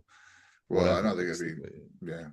After what you'll find is a lot of backbenchers will be considering their security in their seats after these May elections, and we will find some defections. If your party was a bit more of a thing, you'd see quite a few going there. But actually, I think the Lib Dems might be trying to quietly suck up quite a few Labour MPs. But I think there are some Labour MPs who will scrape through in the next election no matter what, because they have really they've done well locally. So as a local politician, people will vote for them. And that's where people like Streeting will fall down, because he hasn't really integrated into his community as a local MP. As far as I'm aware, someone has him as the MP. He's not even running the fucking NHS, which is what he's supposed to be doing. Yeah, exactly. But James Horner, thank you very much, sitting in the corner, for the £2 super chat. I come for the politics, stay for the dad jokes. Yay! Yeah, well, there it is. Huzzah! You just got another one. Huzzah!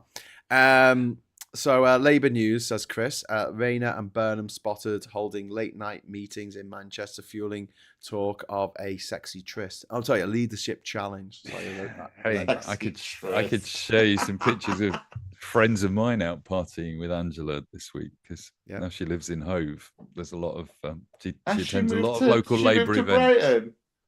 Yeah, well, that's the reason she had to resign. Because you moved to Brighton, Because she good on her. Fuck it. Fuck it. Yeah. She'll be out with the gays, won't she? She'll be out with the gays. Oh, 100%. Just like Stifler's mum in the second season of White Lotus. Anyway, Mike's just like, what? Deep dive. Do you mean Stifler's mum was what's her face? Yeah, Stifler's mum. Who played Stifler's mom again? Stifler's mom. Massive gay icon. Can't remember her name. Stifler's mom. That's Shut the fuck up. Stop saying it over and over. That can't be her name. It's not her name. That is her name. You see him on the TV in anything, and you go, "Oh, look, yeah, that's Stifler's mom." That's what happens. Everyone's looking it up now. Yeah, no. Jennifer Coolidge. That's the name. Yeah, sorry. So yeah, everyone's going to be writing in the chat. Like, there's a bit of a delay on the chat. So the next 30 seconds, it's just going to be Jennifer Coolidge. Jennifer Coolidge. No, Stifler's mum. Anyway, she's in the second series. Well, she's in the first series as well. She was also. She was in Two Girls, Two. One Cup. No. What? Oh, what was it? And Hannah's singing the song in her head that I was singing, which is Stifler's mum's got it going on. Stifler's mom has got it going on. All I want and I wait, it's so long. Stifler's Captain Coconut says the problem for Rayner is that she does not realise that the left have left. I think they know, but like it is quite remarkable that so many Labour MPs have stayed on board despite everything. Because I think most people think about how, like Mike was saying earlier, about how if you're inside the party, you can have a bit of sway over what the party does, whereas if you're outside the party, like Zara Sultana at the moment, it's just what can you do? Yeah, no one's gonna listen to her. Yeah, it's what's his name? Is it Bergen? Richard Bergen? Is that his name? Yeah, getting mixed up with Richard Burton. He's very left wing. He's very friendly with Corbyn and all that lot, and he's still in Labour. Ian Byrne, my MP, I think he's still in Labour, and he's very, very left wing, and he's really pushing for the Hillsborough bill. It was the 37th anniversary of Hillsborough this week on the 15th, and it was Prime Minister's Questions submitted Wednesday, and Ian Byrne stood up and asked about this, the Hillsborough law, which we were promised would be coming really, really quickly, and it's and this is another problem with Labour. They're too cautious. Very often, yeah. And he who hesitates is lost.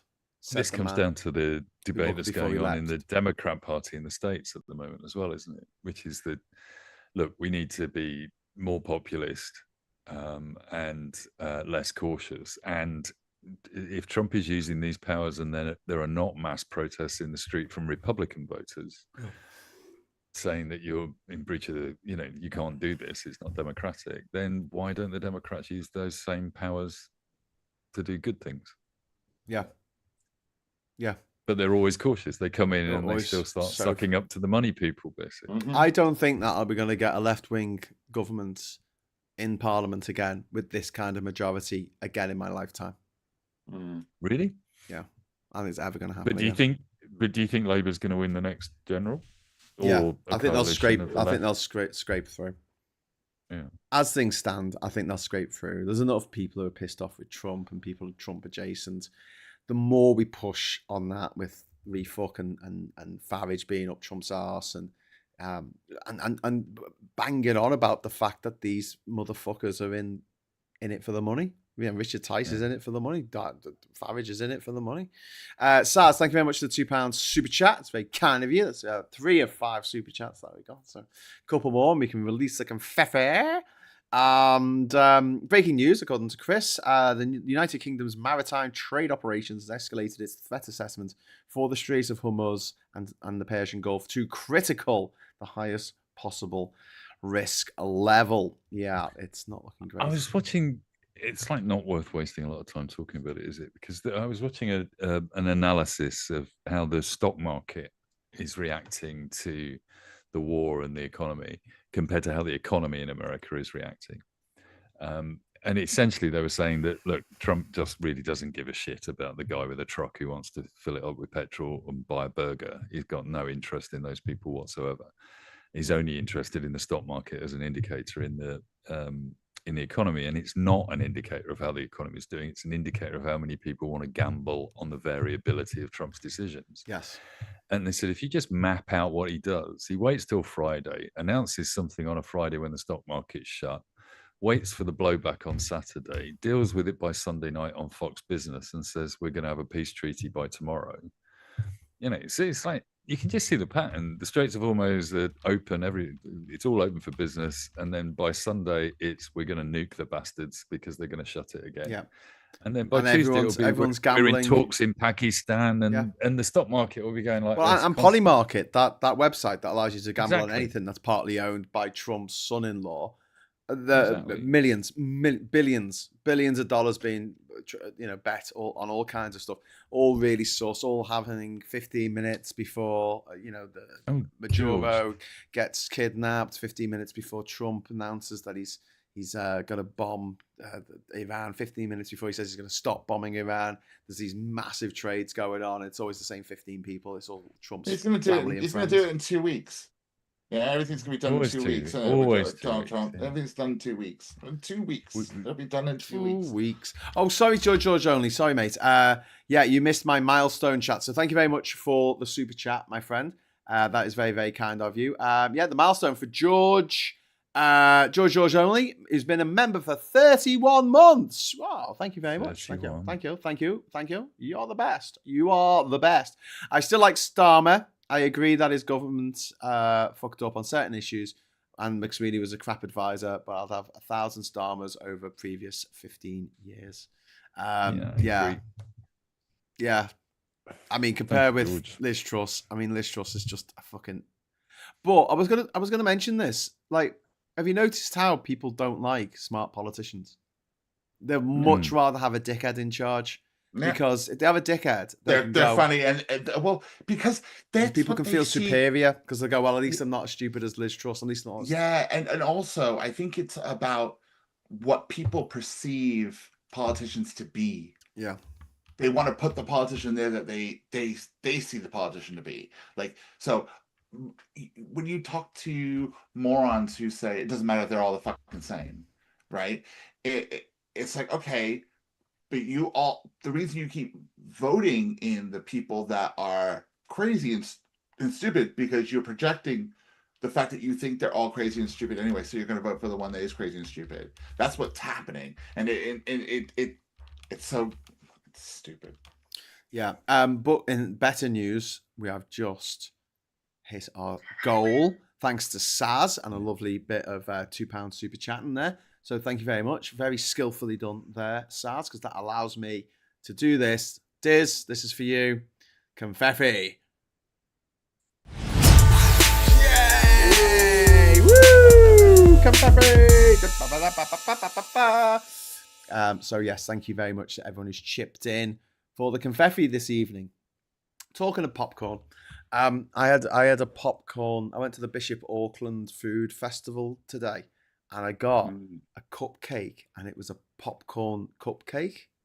So it was a cupcake with butterkiss popcorn on top, right? So it had the fondant, and then I think I've had one of those and the little cupcake, the little cup of the cake came in a miniature popcorn tub. It was the greatest thing I've ever seen in my life. I mean, I am, to be fair, very easily impressed. Easily impressed? Yes, but chef's kiss. Thank you very much to the Cupcake Company at the Bishop Auckland Food Festival today. For the Welsh people in the chat, I cooked a bara brith this morning for Maria, because I've introduced her to various British foods, and bara brith is her favourite thing. Bara brith. Tell us what bara brith is. I don't know what that is. Well, yeah, no, I literally don't know what that is. I'm just talking to the Welsh people in the chat. They'll know exactly what a bara brith is. Basically. Is it like Welsh rabbit? Which isn't rabbit, it's cheese on toast. It's kind of like a cakey fruit bread made with tea and fruit, and it's kind of lovely. Cakey fruit cake. Bit like Scott. Cakey fruit cake. Cakey fruit Not bread. A fruity fruit cake. A cakey fruit cake. Fruit cake. How dare you? Are you calling Scott a fruit? Yeah, we should call Scott bara brith from now on. It's because he's a bit fruity. Yeah, That's all right. Yeah, but anyone from Wales, thank you very much for the comments, comrade. But you absolutely tell me how to make it not as heavy as a brick, because I think my luggage may well be overweight, because I don't think I cooked it quite right. It is tea bread. It's basically bread made with a cup of tea. So, I have a question. I'm a little bit buoyed up by having this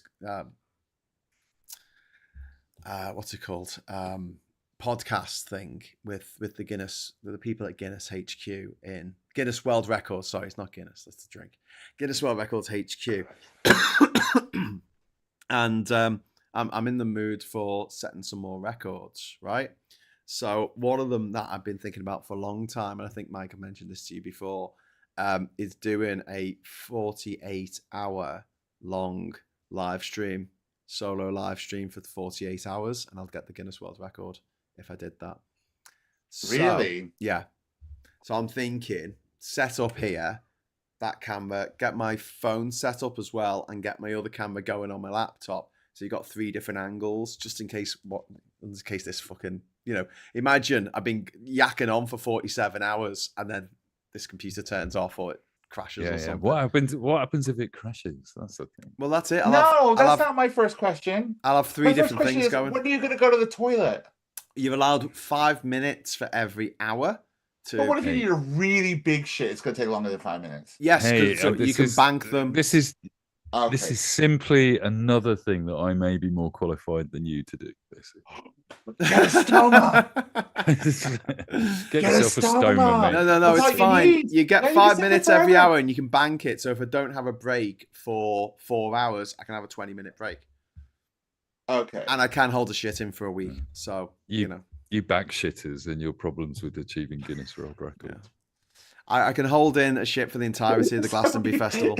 Is that with the people that stomas? They all get together like these back shitters. We call you all back shitters because we've back evolved. Shit boys. Back shit's back. All right.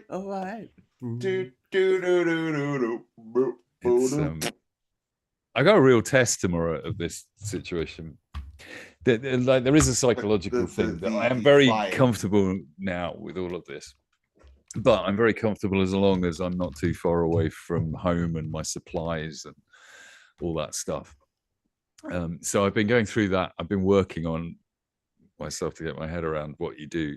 I'm going over to hang out with my 4-year-old grandson and look after him and take him to the park. Go climb all over you. What do I do if I have to do? well, what do I do if I have to change a bag? I'm going to have to take him into a loo, basically. And then I keep thinking about it. I think, well, what do you do if you want to have a shit? You have to take him in the loo, don't you? Yeah, right. And also, I talked to my son about it, and he said, Dad, he's 4. He's going to be fascinated that that's how you poo. Yes. Yeah. That's very funny and very true. Interesting. Yeah. Interesting. It's the aeroplane is the bit that's yeah, I know you're really worried about that. Yeah, but how often do you change a snow bag? Well, that's the thing. I don't know. No, it's settling down now to about twice a day, and theoretically, so once be all, right all my innards have settled down, it should be once a day. Like normal. Am I misremembering this? Is this the Mandela effect? Wasn't there a space of women who had problems with their breast implants going on planes? Yeah. Did that happen, or did I just make it up? Yeah, no, it did. A friend of mine, it happened to. Fuck. Yeah, wow. Real problems. Yeah, these things are not that bad. It's more than anything else. It's just about thinking about how, because like most of us, and I think that's probably the biggest thing, is that there are 300,000-400,000 people in this situation in the country, and we just don't see anybody struggling with it. So it can't be a problem, can it? Basically, they must be finding ways to deal with it. But it's I was saying to my son, I said, if you think about it, if Graham, you and I are in a field, but a public space, and we're both caught short, the one of us that would get arrested for doing something about that is you. Yeah, it wouldn't be me. People would just look at me and go, "There's something weird going on with him," but I'm not sure what it is. What are you playing with little bags for? Throwing things away? What's going on? Exactly. Yeah. I'm not. It's less embarrassing than solving the problem in another way, basically. So it's yeah.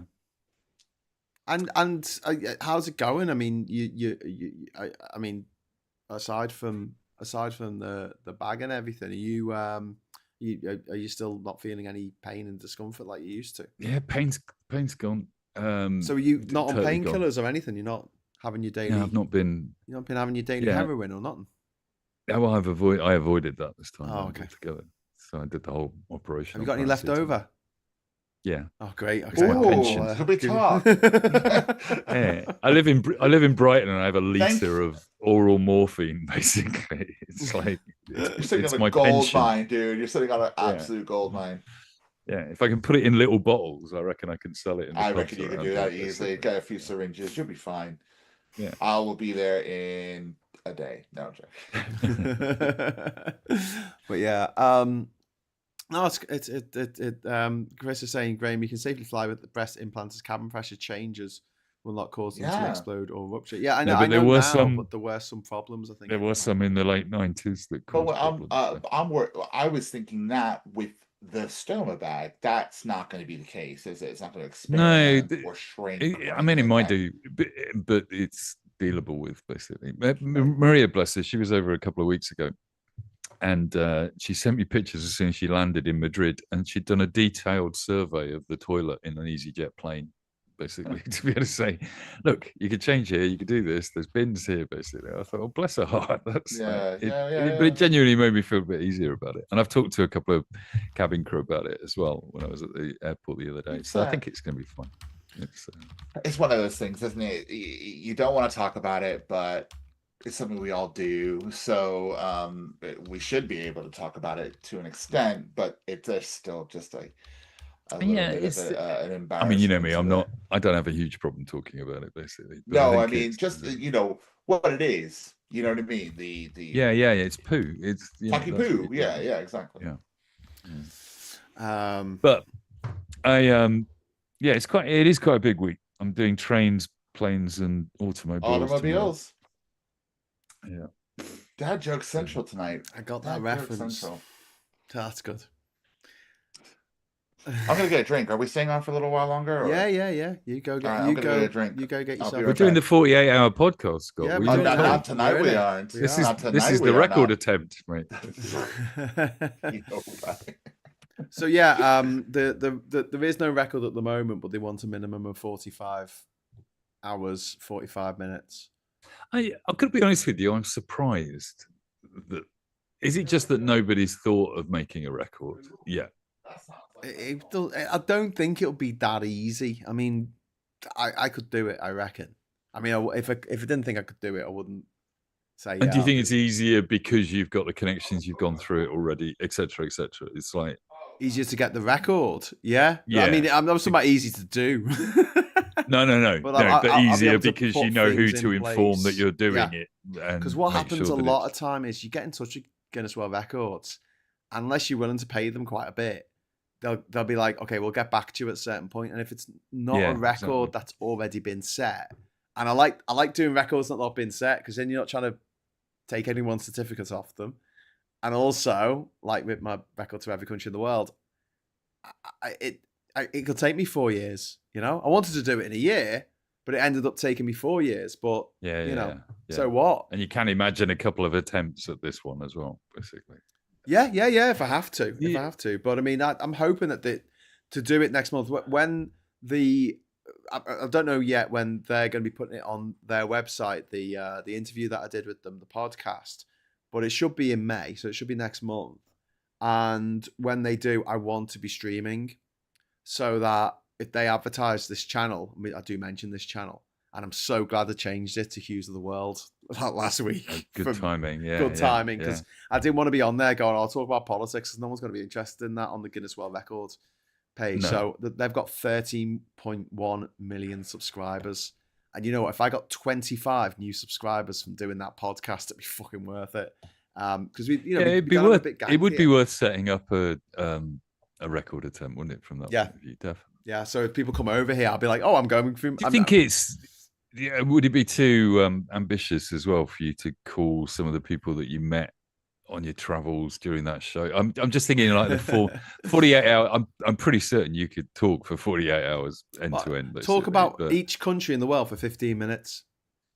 Yeah. Then, but also no reason why you couldn't have a Zoom call with some people in some of those countries, basically, or at least each continent or something. Yeah. Because it would, but I don't know, does it have to be a solo thing, or is that? I think it does. I think because people have done live casts that have lasted for ages, but it's been different presenters.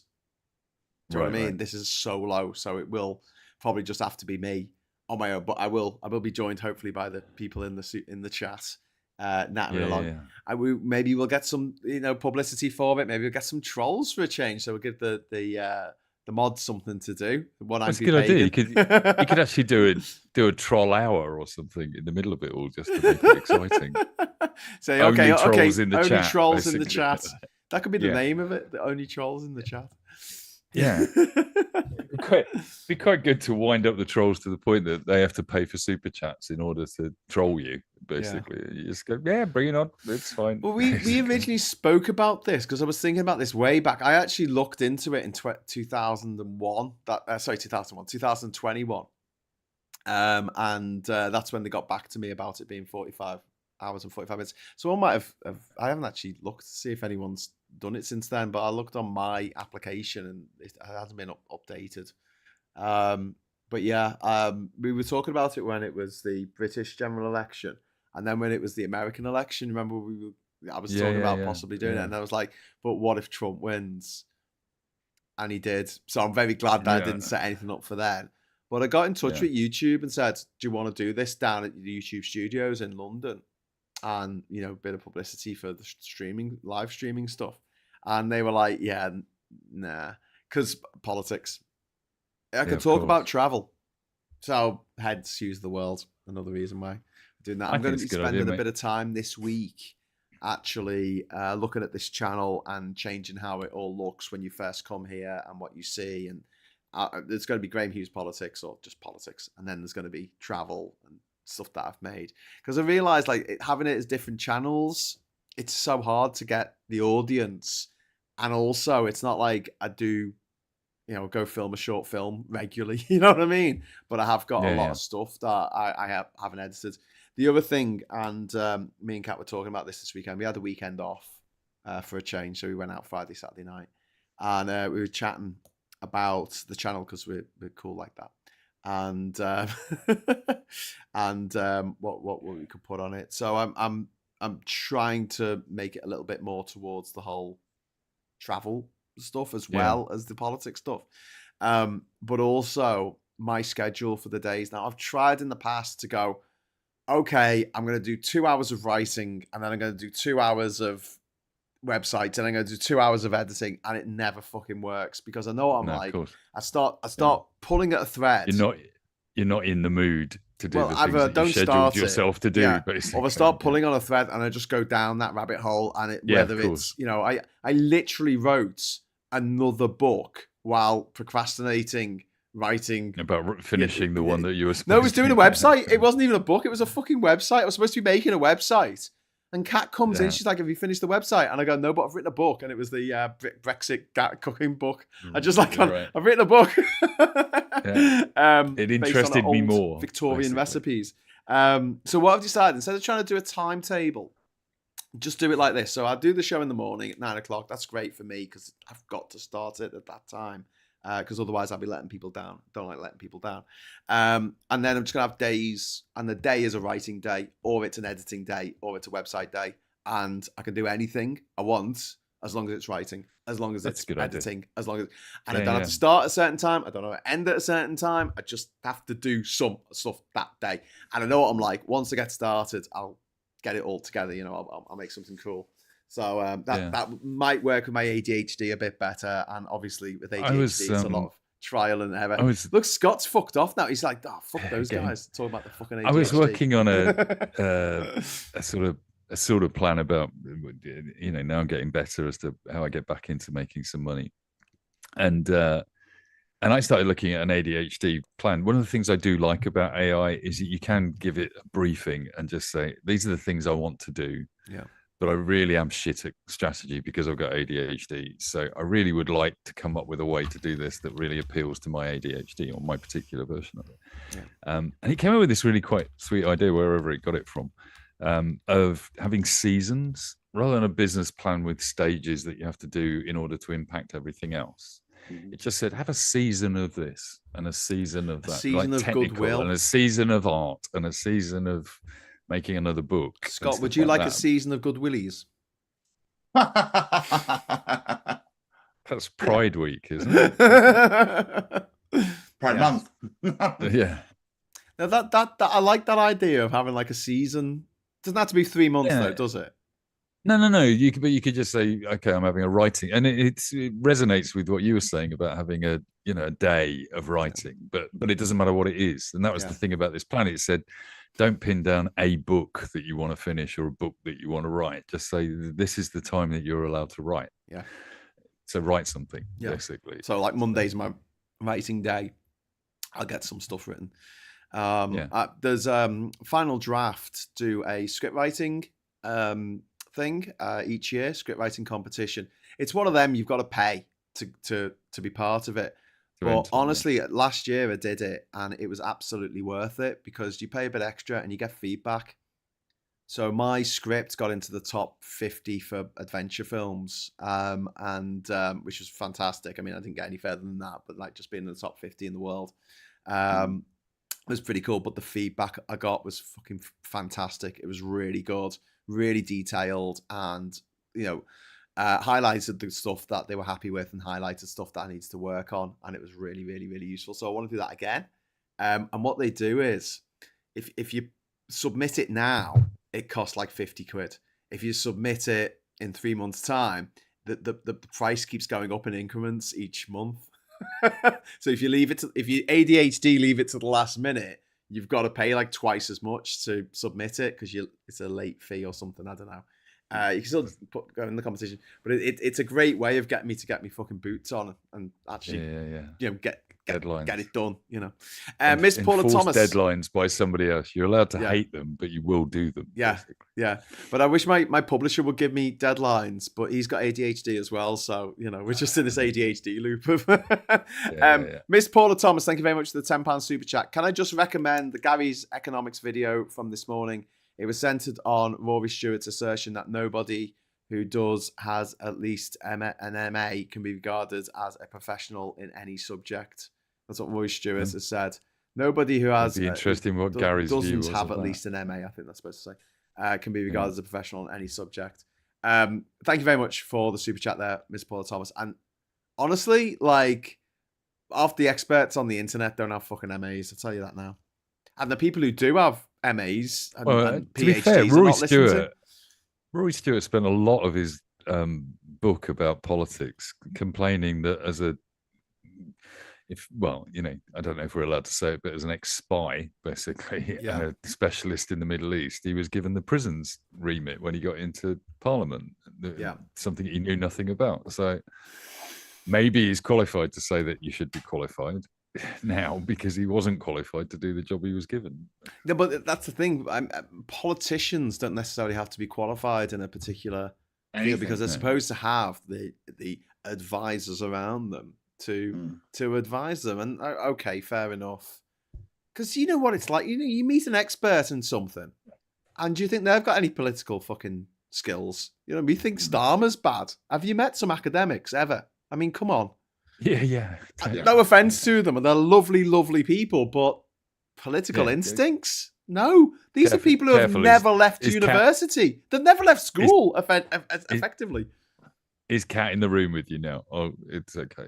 She just handed you a beer, is all I'm saying. Just handed me a beer, yes. And you're having a go at academics. I think maybe you should qualify. Oh, no, well, she worked in the university, in Durham University, after she graduated, after she got a PhD.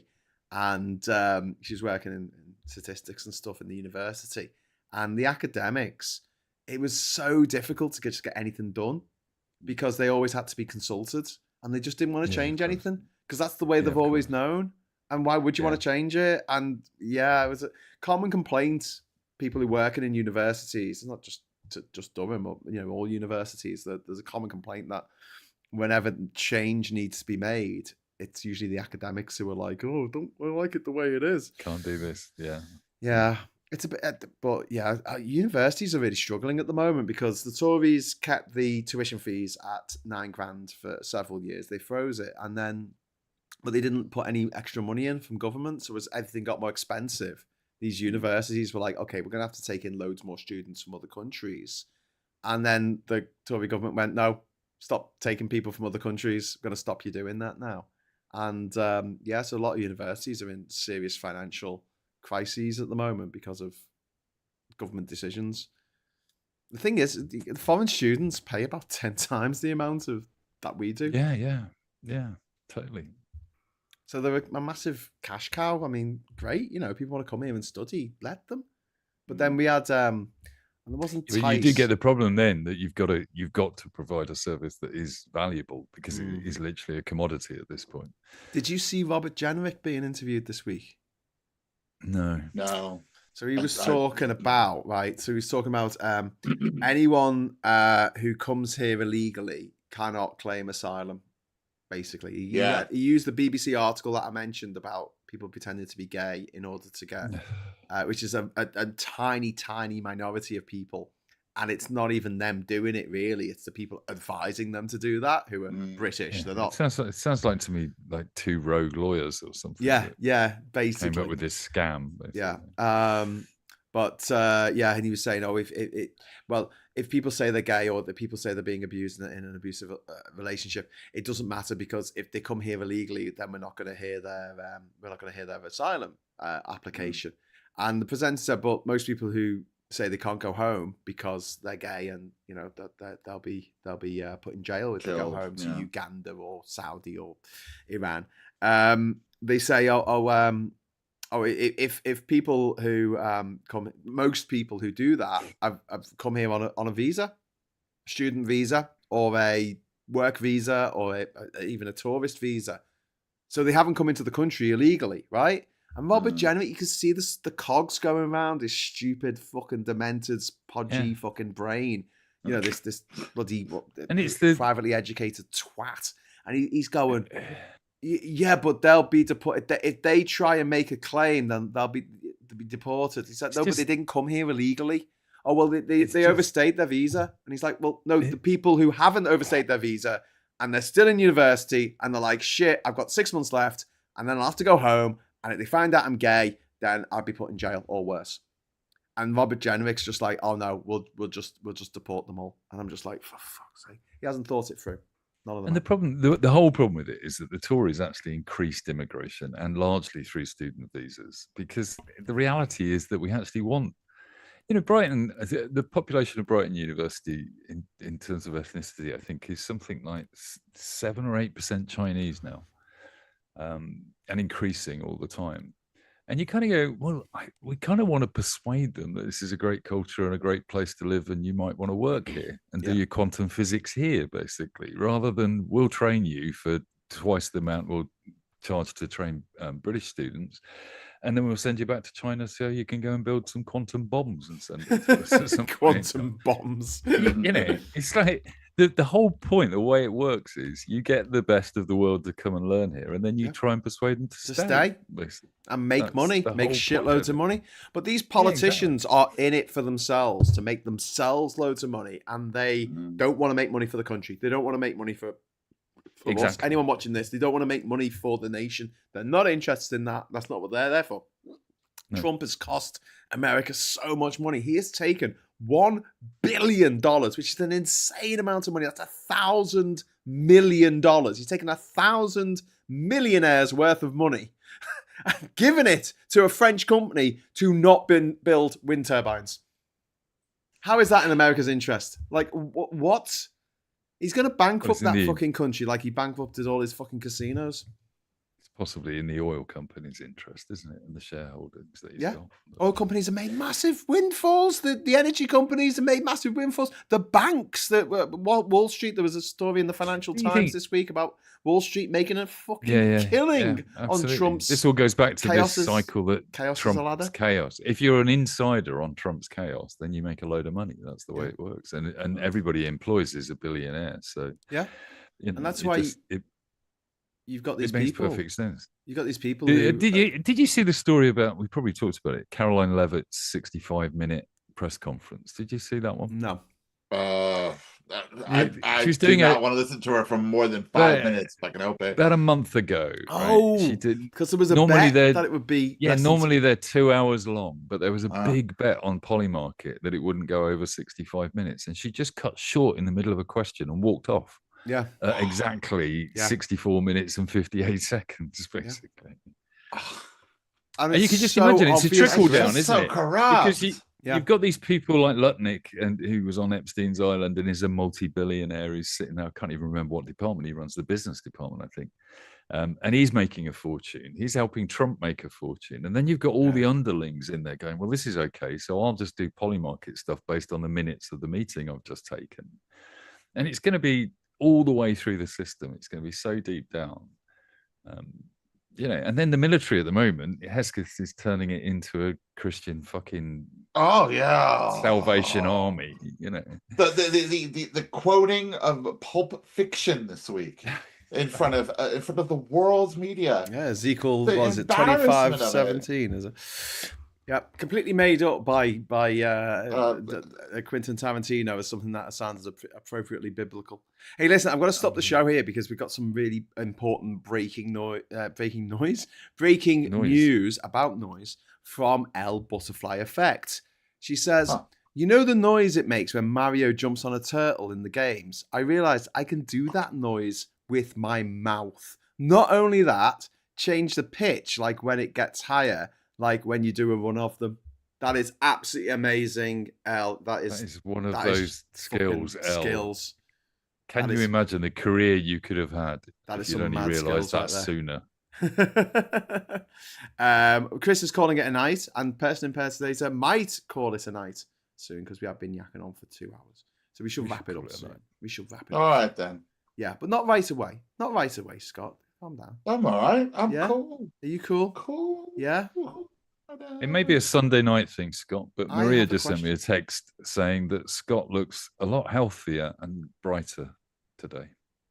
So that's Thank good. You. Oh, that's nice. That's very sweet of you. I have a question, Scott. When was heavy metal not really gay? Hasn't it always been really gay? Yeah. Well, you know what? This is the funniest thing, I think, when you really think about it. It's like motorbikes. I'm just saying. And being in the RAF. What's funny is, when Rob Halford sort of put the sort of leather daddy persona onto the stage, it was considered to be one of the most heavy metal things in the world. And you had every leather daddy in San Francisco going, bitch, I look like that every weekend. What are you talking about? I don't listen to that shit. And, I mean, this outfit, I mean, could not be more leather daddy. I mean, I have visited, fetish clubs in my time. They all look like that. All of them look like Mad Max. Mad Max, they're all dressed up as leather daddies. Yeah. How did that evolve, do you think, culturally? How did that happen? It's weird. Did they pick up on the look from the gay community and take it into rock? That's literally what happened. But didn't the gay community take it from the biker community? Yeah. Because the leather and the studs and everything. Yeah. And then so they fed each other up to the... Yeah, it was fetishized. Yeah, definitely. Because it looks fucking cool. Come on, it looks fucking cool. It does. And it doesn't want to be a leather daddy. But it looks macho. It looks manly. It looks all those things. So obviously... But it's madly gay. Rob Halford, I've read his autobiography, which is absolutely brilliant. And he's very honest about it. He's like, I was always gay. Like, from the beginning, I was gay. But he had to obviously keep it to himself for a very long time. But he stole the look right from Tom of Finland. He stole it from Tom of Finland. He saw Tom of Finland. He went, that'll make a good stage outfit. Sorry, what's Tom of Finland? Oh, Tom of Finland is sort of kind of like explain this. I'm gonna actually look it up to explain it because it's really hard to explain for me because I know the Tom of Finland imagery. Tom of Finland was an artist, Finnish artist, and he was a gay artist.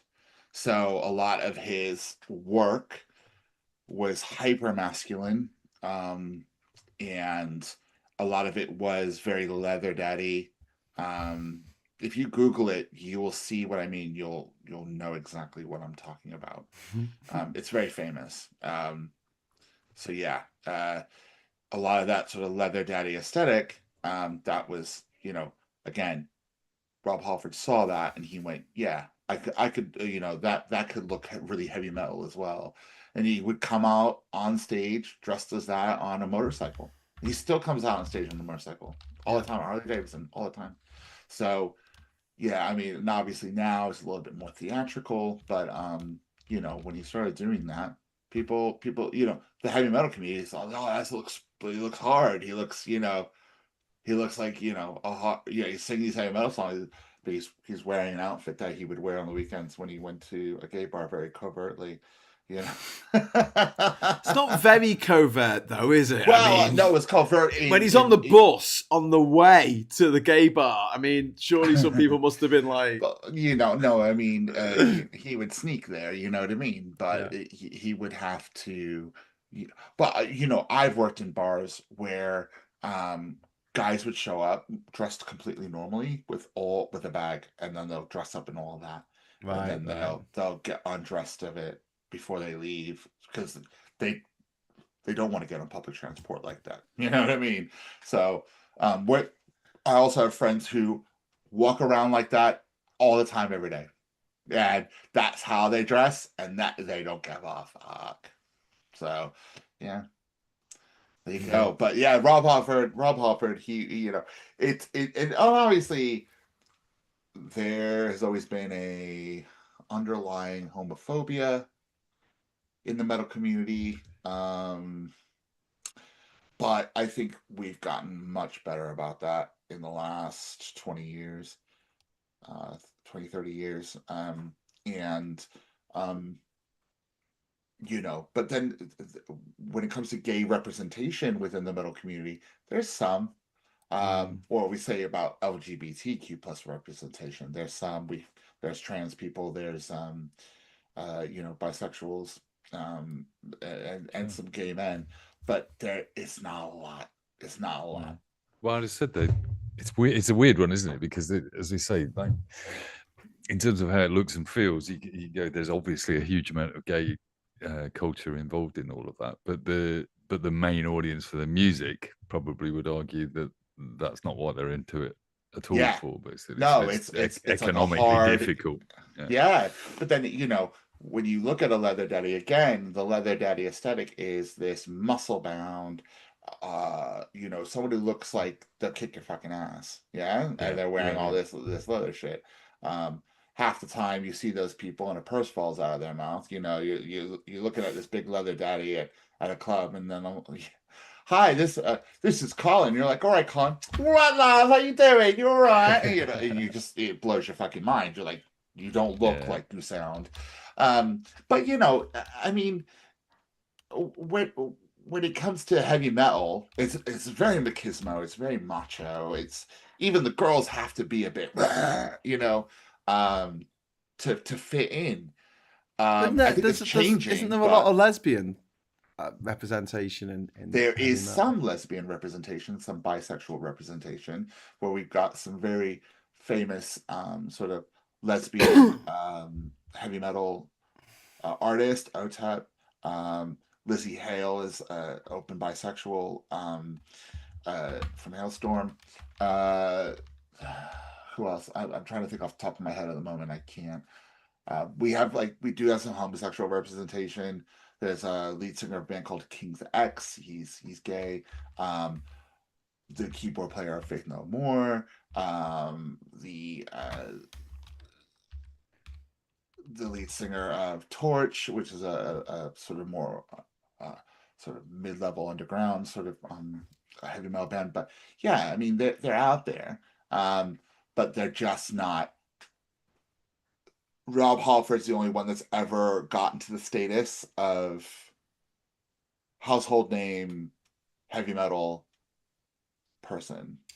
Yeah. He's the only one.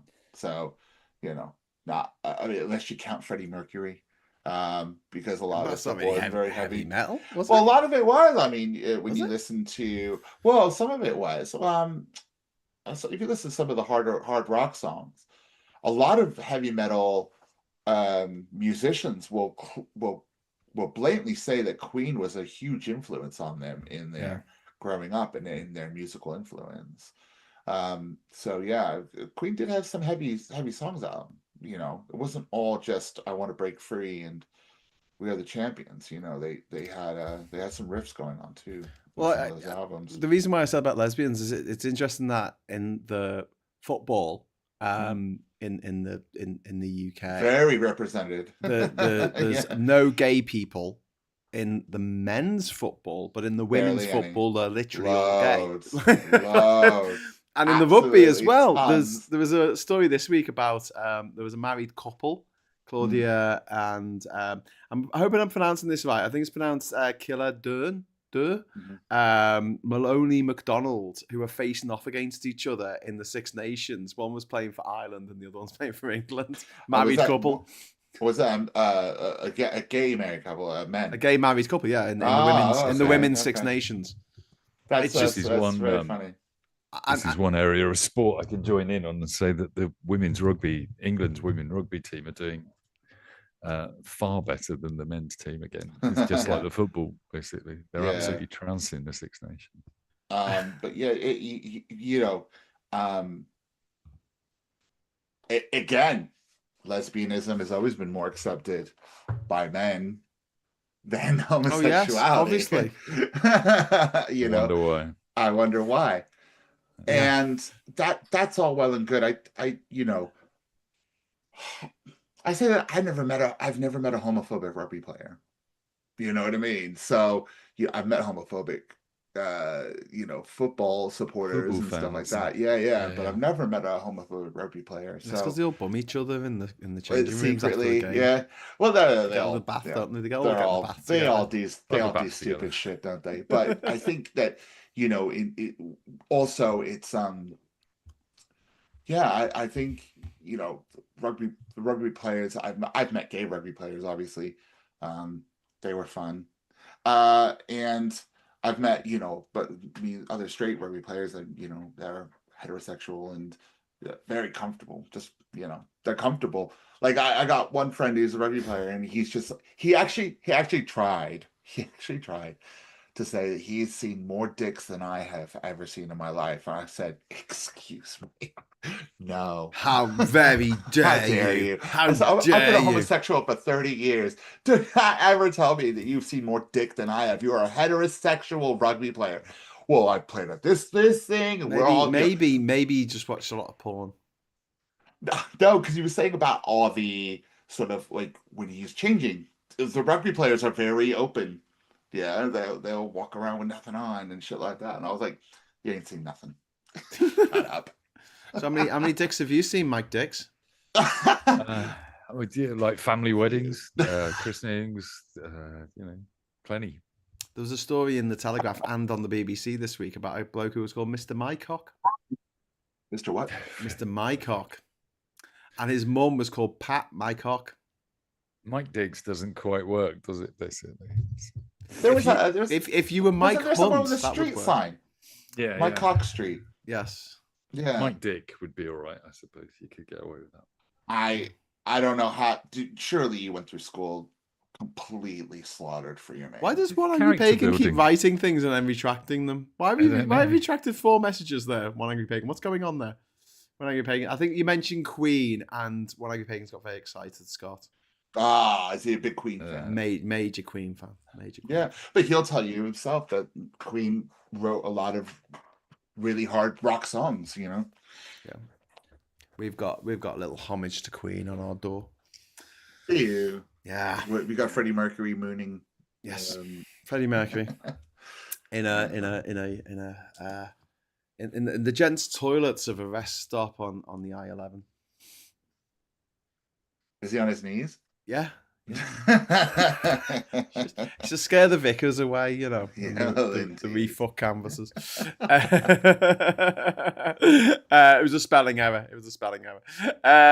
Cumry says Nigel Owens, openly the best rugby ref in the world, is openly gay.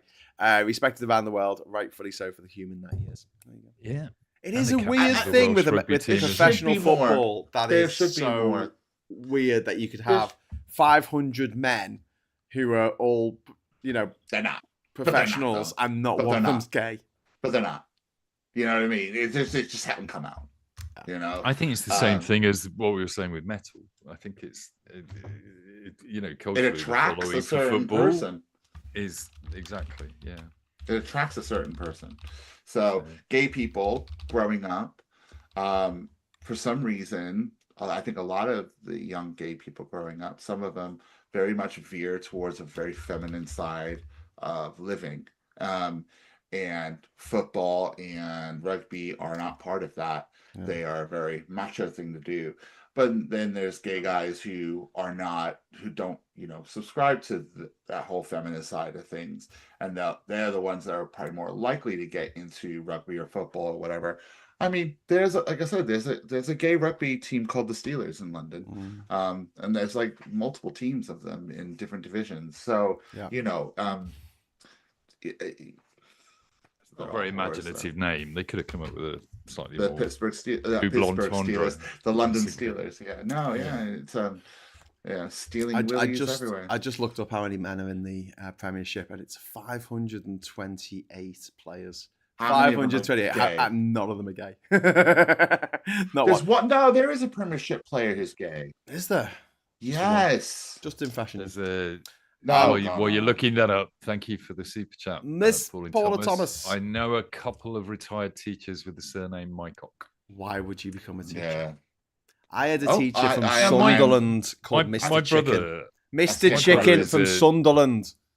My brother is a university lecturer, and on the first day of term, he gets up and just writes on the whiteboard all the possible other versions of his surname that students might want to come up with. What's his surname? Dix. Okay. Why would you need another version? He just writes cocks, penises, suck this, etc. He just writes everything up on the board for about 4 minutes, and then he turns around and says, "If you've got any more, I always like to add to the list." Basically, every year, because he just likes to get over the sort of. It's like you were saying, Scott. How do you get through school with it? You go, well, after the first 2 times, it's not funny anymore. You just go, seriously, you haven't got anything new to say here, basically, so it's not going to affect me. I was wrong. Graham, you were right. There are no openly gay, bisexual male players currently in the English Premier League. That fucking I think 500 the last story about it. The last story about it would have been in the 80s, Justin Fashanu. Yeah, Justin Fashanu. There was also a guy named Thomas Hitzelberger. He was a former Aston Villa, West Ham, and Everton midfielder. The most high-profile former Premier League player to have come out, doing so 2014 after he retired. Yeah. But we do have a guy named Jake Daniels in 2022. He became the first male professional in the UK to come out whilst active since Justin Fashanu, playing for Blackpool. So that's... there you go. Yeah. All right. Well, Mike Dix, Jeremy Irons, Lynn Foldswood, each to their own. I'm going to go. It's time for me to get my head down. Because, we're doing it a little bit earlier. We started off at 8. Yeah. And, this suits people doing it a bit earlier, chilling out at the end of the week. It kind of makes more sense. Something that I want to talk to Phil about is possibly moving the agenda to the beginning of the week rather than the end of the week. Because you set an agenda, and that's for the week ahead, isn't it? Yeah. I'm just trying to move things away from Friday because I'm just thinking now more and more like my Fridays have been fucked for 3 years now. I've been like doing loads of shows on Friday, and I think I'll move them to other days because it just makes it a bit easier for me. Scott might do something tomorrow night if you're up for it. Sure. I don't really want to talk about Donald Trump again, so we're gonna talk shit again. Maybe. Cool, let's do it. Did you see that we did a show last week called Fucking Mental? We didn't talk shit at all. We actually talked very in-depthly about mental health. Yeah, it was good. Did you enjoy it? I asked Liam if he enjoyed it. He absolutely loved it. And I hope others who watched it took something away from it. Yeah. That was good. Okay. All right. Well, we'll have a chat about that. Just a big thank you to everyone in the chat for being fucking awesome, as always. And thank you to everyone who dropped a super chat in. Really, really appreciate that. And thank you to my co-hosts, Mike Dix and Scott Williams. And I'll be back in the morning, 9 o'clock, bright and early for Morning Brew. And if you haven't given us a like yet, would you just do us a favor? Just give us a like. Just hit that big blue thumb and make it go red, maybe. And then give us a subscribe if you're not already subscribed, and hit the bell notification icon if you are subscribed, so you'll know when we're going live with. We've got a whole new roster of shows that are starting over the next few weeks. So please hang around for that. And if you've got the old, what's it called? What's that thing called? The subscription and the bell, then you'll know when we're going to go live because you get a little ping in your pocket. Do you like having a ping in your pocket, Scott? No comment. Okay, cool. Anyway. Titles. So, Mike, Scott, thank you very much. And have a great week ahead. And thanks, everyone, for coming along. I know this is unusual to move to a Sunday, but I forgot halfway through. I thought I should do a poll of the chat to see if they want to move it to Sunday permanently. And I do it next week. I could do it as a post. I might do it. They're still here. I know, but we got to get off. Yeah, we gotta get off. I'm tired. I'm gonna go. Yeah, go to bed. It's Sunday, isn't it? You've had all the baths you can have in a day, and you need to go to bed. Anyway, until next time. Thanks very much for watching. Hello, good evening, welcome, and goodbye. Bye. Bye.